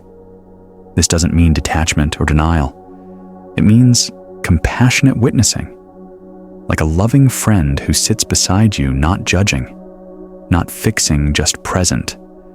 The observer sees everything and judges nothing. Lin, a retired firefighter, used to relive traumatic calls in his mind. Night after night, the scenes haunted him. Therapy helped, but what truly shifted his healing was learning to witness his memories without becoming them. I stopped trying to push them away. I just sat with them. They softened. He said, "This is the paradox of observation. What we resist persists. What we observe begins to transform, because observation brings light, and light reveals truth. Sometimes that truth is hard old wounds, buried grief, deep fear. But even then, when we meet it with the eyes of awareness, it begins to dissolve its hold. So how do we practice becoming the observer? Start small. When a thought arises, pause. Name it thinking. Watch it. There you are again. Let it pass, like a leaf on a stream. When an emotion stirs, breathe. Feel it in the body. Say, "I see you." Stay with it, like a steady mountain. This practice doesn't eliminate pain, but it removes confusion. You stop asking, "Why am I like this?" and start seeing, "Ah, this is happening." And that shift from self-blame to self-awareness is healing. Because when you observe, you stop fighting yourself. You begin to understand your patterns, and through understanding, you create space for change. Not forceful change, but natural, organic, compassionate change, like how a flower opens in the sun not by pushing, but by receiving light. Master Jun, when asked about the secret to his peace, said, "I learned to sit beside my mind, not inside it." Can we sit beside our minds too? Yes. If we practice, even 1 minute a day, even one breath at a time, and over time, we begin to live from that place. The quiet balcony, the inner stillness, the calm presence that watches. From there, life still happens, but we are no longer overwhelmed. We see the thought, but don't chase it. We feel the emotion, but don't drown in it. We respond with clarity. We act with intention. And slowly, we remember, we are not the noise. We are the space that holds it. And that space is vast. It is peaceful. It is free. So the next time life feels chaotic, step back, breathe, observe, and from that place of still witnessing, you will find a peace the world cannot touch. We often think of emptiness as lack and absence, a void, something missing. But in the language of mindfulness and deep presence, emptiness is not deprivation. It is spaciousness, and in that spaciousness, everything essential is held. To understand the fullness of an empty mind, imagine a bowl. If it is full of clutter, old food, broken fragments, there is no space for new nourishment. But an empty bowl, it can receive. It is open, ready. So it is with our minds. When our minds are cluttered with endless thoughts, worries, judgments, there is no space to truly hear, feel, or see. But when we learn to rest the mind to clear the chatter, even momentarily, we create room for clarity, peace, and insight. Hua, a documentary filmmaker, once described her creative block as mental noise. She said, "I kept trying to force ideas, but they never came. Then, during a long walk without my phone, something shifted. I wasn't thinking. I was just walking. Suddenly, the concept came not from effort, but from stillness. This is the paradox of the empty mind. It is not a blank slate. It is a receptive field. It doesn't try to grasp. It allows. It doesn't strive. It opens. And in that opening, wisdom enters. To cultivate this emptiness, we must let go of the idea that thinking is always helpful. Often, our thoughts are repetitive loops solving no problem, creating only noise. When we allow those loops to quiet, even for a moment, we touch a deeper intelligence, the intelligence of stillness, the intelligence of awareness itself. This stillness is not empty in the way a void is. It is full in the way a quiet forest is full of presence, full of life, full of listening. Master Keen once told his students, if your cup is full of ego, nothing new can enter. Empty your mind not to become less, but to become available. So how do we do this? Start with breath. Each inhale a gathering, each exhale a release. Inhale awareness, exhale tension. Feel the breath not as a concept, but as an anchor, as the wave that carries you back to shore. Then notice the thoughts. Don't fight them. Don't follow them. Just see them and let them pass. Each passing thought creates space. Each moment of awareness deepens your container. Over time, that container holds more stillness, more peace, more truth. And from that place, life begins to look different. You listen more fully. You act more intentionally. You suffer less, not because pain disappears, but because reactivity does. You become like a clear pond, reflecting what is, without distortion. This does not mean emptiness of feeling. It means freedom from over-identifying with every emotion. It means you feel deeply, but don't drown. You think clearly, but don't spiral. You act wisely, but without ego. That is fullness, a mind that holds peace, even in chaos, a heart that feels love, even in loss. This is not a distant ideal. It is a practice.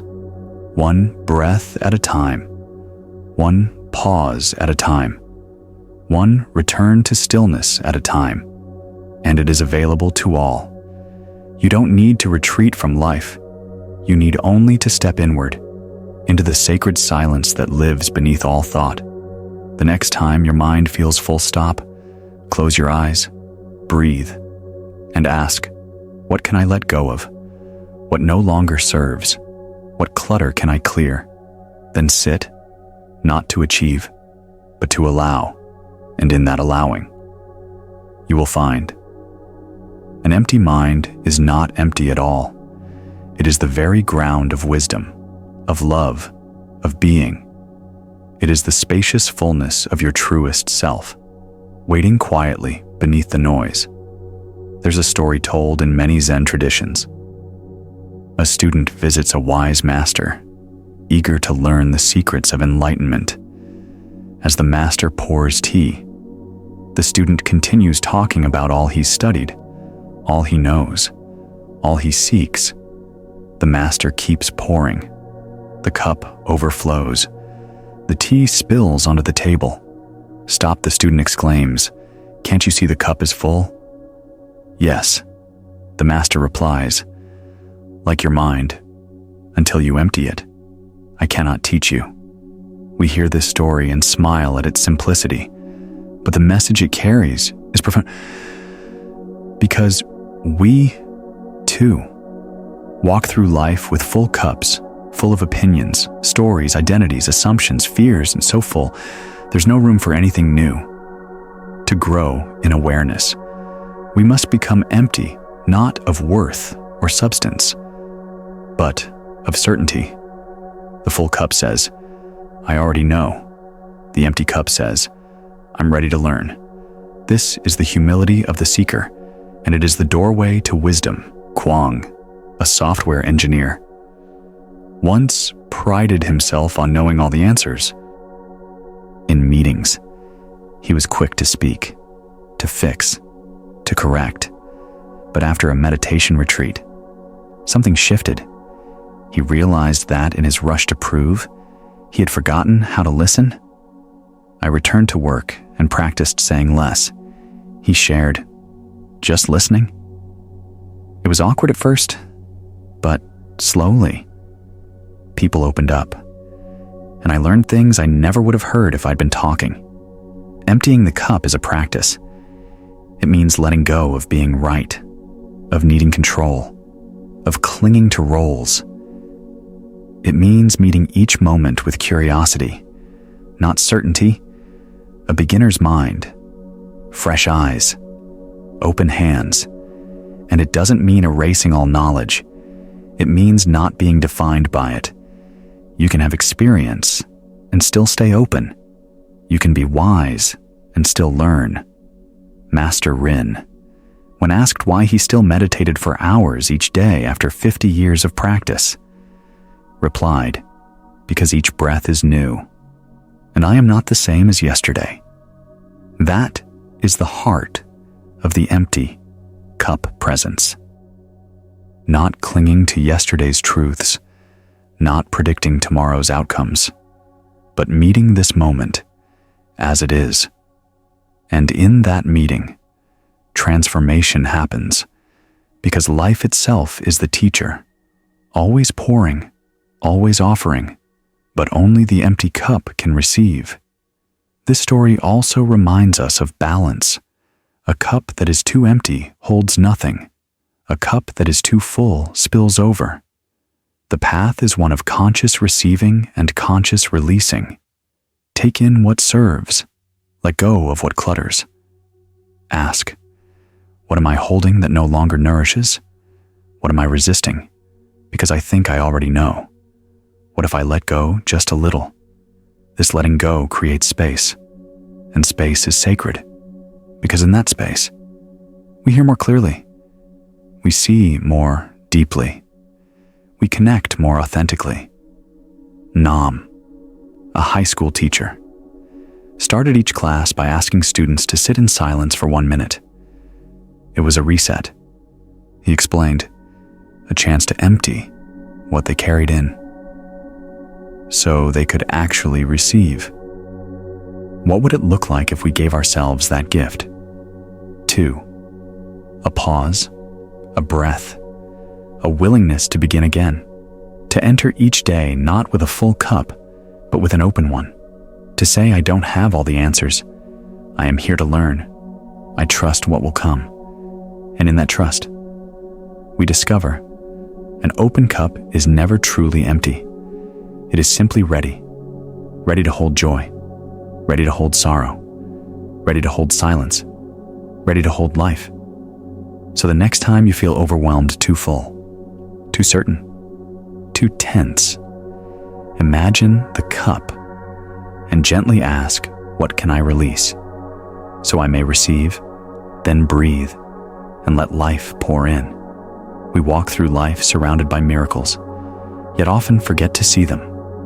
The breath that rises and falls without effort, the warmth of sunlight on skin, the laughter of a child, the simple act of waking up in the morning. These things, so ordinary, so easily missed, are nothing less than miraculous. But the mind, always chasing, rarely notices. It seeks grand moments. It waits for fireworks, and in doing so, it misses the sacredness of what already is. Min, a young artist recovering from depression, once said, I thought life had to be extraordinary to matter. But when I started noticing small things, a bird's song, the smell of tea, my dog resting beside me, I realized life had always been speaking to me. I just wasn't listening.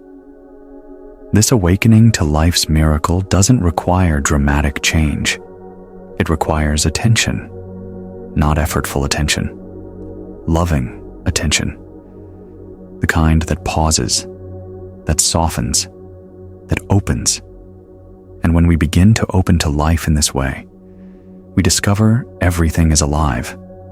The tree isn't just wood and leaves, it's a being. The sky isn't just weather, it's presence. The person next to us isn't just a role. They are a universe of stories, hopes, and breath. This isn't fantasy. It's a deeper seeing. And this deeper seeing restores us. It breaks the trance of not enough. It quiets the voice that says, "What's the point?" Because when we live in wonder, we no longer need everything to change. We are changed. We return to the innocence of the heart, the freshness of presence, the joy of simply being. Master Hugh once said, "If you truly see one flower, you have seen the whole universe. Can we see like this? Can we touch life not just with hands, but with awe? Yes, but we must slow down. We must let go of the rush, the proving, the numbing, and come back to this step, this breath, this now. The miracle of life isn't rare, it's relentless. But to witness it, we must be still. Still enough to notice the wind through the trees. Still enough to feel our own heartbeat. Still enough to hear the silence beneath all noise. In that stillness, gratitude is born, not as obligation, but as natural response. We don't have to make ourselves grateful. We simply have to pay attention. Attention reveals the beauty that was always there. And beauty softens us. It reminds us of our belonging, of our place in the great web of existence. In that place, we are not separate, not broken, not lost. We are part of something vast, something kind, something sacred. And that remembrance heals. It heals the illusion of loneliness. It heals the ache of disconnection. It heals the restless need to become. Because when we remember the miracle of life, we remember we already are, already whole, already worthy, already home. So let us look again at the sky, not as background, but as blessing, at each other, not as strangers, but as sacred mirrors, at this moment, not as obstacle, but as invitation, and ask what is alive here, what is sacred now, what miracle am I missing? Then listen, with the ears of your heart, with the eyes of your soul, with the silence of your being, and let life reveal itself, not in noise, not in drama, but in the simple truth that to be here, to breathe, to feel, is already a miracle. As we arrive at the end of this journey through stillness, surrender, and sacred seeing, a gentle truth whispers to us, everything we've been searching for has always been within. The peace we thought existed in distant places, the healing we believed required perfection, the joy we postponed for someday, all of it lives here, now, in the breath, in the pause, in the choice to be present. What began as a reflection on suffering has become a deeper remembering that we are not the noise in our heads, but the silence that holds it, not the storms of emotion, but the vast sky beneath them. We are not broken. We are breaking open to a greater compassion, a wider love, a softer strength. From understanding the reactive mind to witnessing the nature of impermanence, from learning the art of letting go to embracing the miracle of life, we've walked through the terrain of the human spirit, not to escape it, but to befriend it, to bow to its complexity, and to rest in its wholeness. We've heard the stories of those who suffered and softened, who fell apart and found depth, who let go and discovered space. And through their stories, perhaps, we've seen our own reflection. Perhaps, we've begun to see that there is nothing to fix, only much to feel, nothing to conquer, only more to understand. This is the gentle power of mindfulness, not as a method, but as a way of seeing, not as a task, but as a homecoming. And now, as you carry these words into your life, may they not remain on a page, but take root in your presence. Let them become your breath when things feel heavy. Let them become your pause when the mind races. Let them become your mirror when you forget your worth. You don't need to remember everything you've read. You only need to remember who you are beneath it all. Aware, whole, alive. And in that remembrance, choose again and again to return, to breathe, to listen, to live this one precious life, not from fear, not from control, but from a deep and holy trust. A trust that even in the chaos, there is clarity, that even in sorrow, there is softness, that even in you, there is light. So, let this be a new beginning, a doorway into deeper living, not one defined by urgency, but by intimacy, not measured in achievements, but in presence. Thank you for walking this path. Thank you for remembering what matters. And if these words have stirred something in you, let them ripple. Share this message. Reflect on it. Let others know they are not alone. That stillness is possible. That healing is near. And don't forget to subscribe, to comment with what touched your heart most, and to follow us for the next video in this healing series. Together, let us create a world where presence is the new power, and compassion is the new currency. Until then, be still, be kind, be home.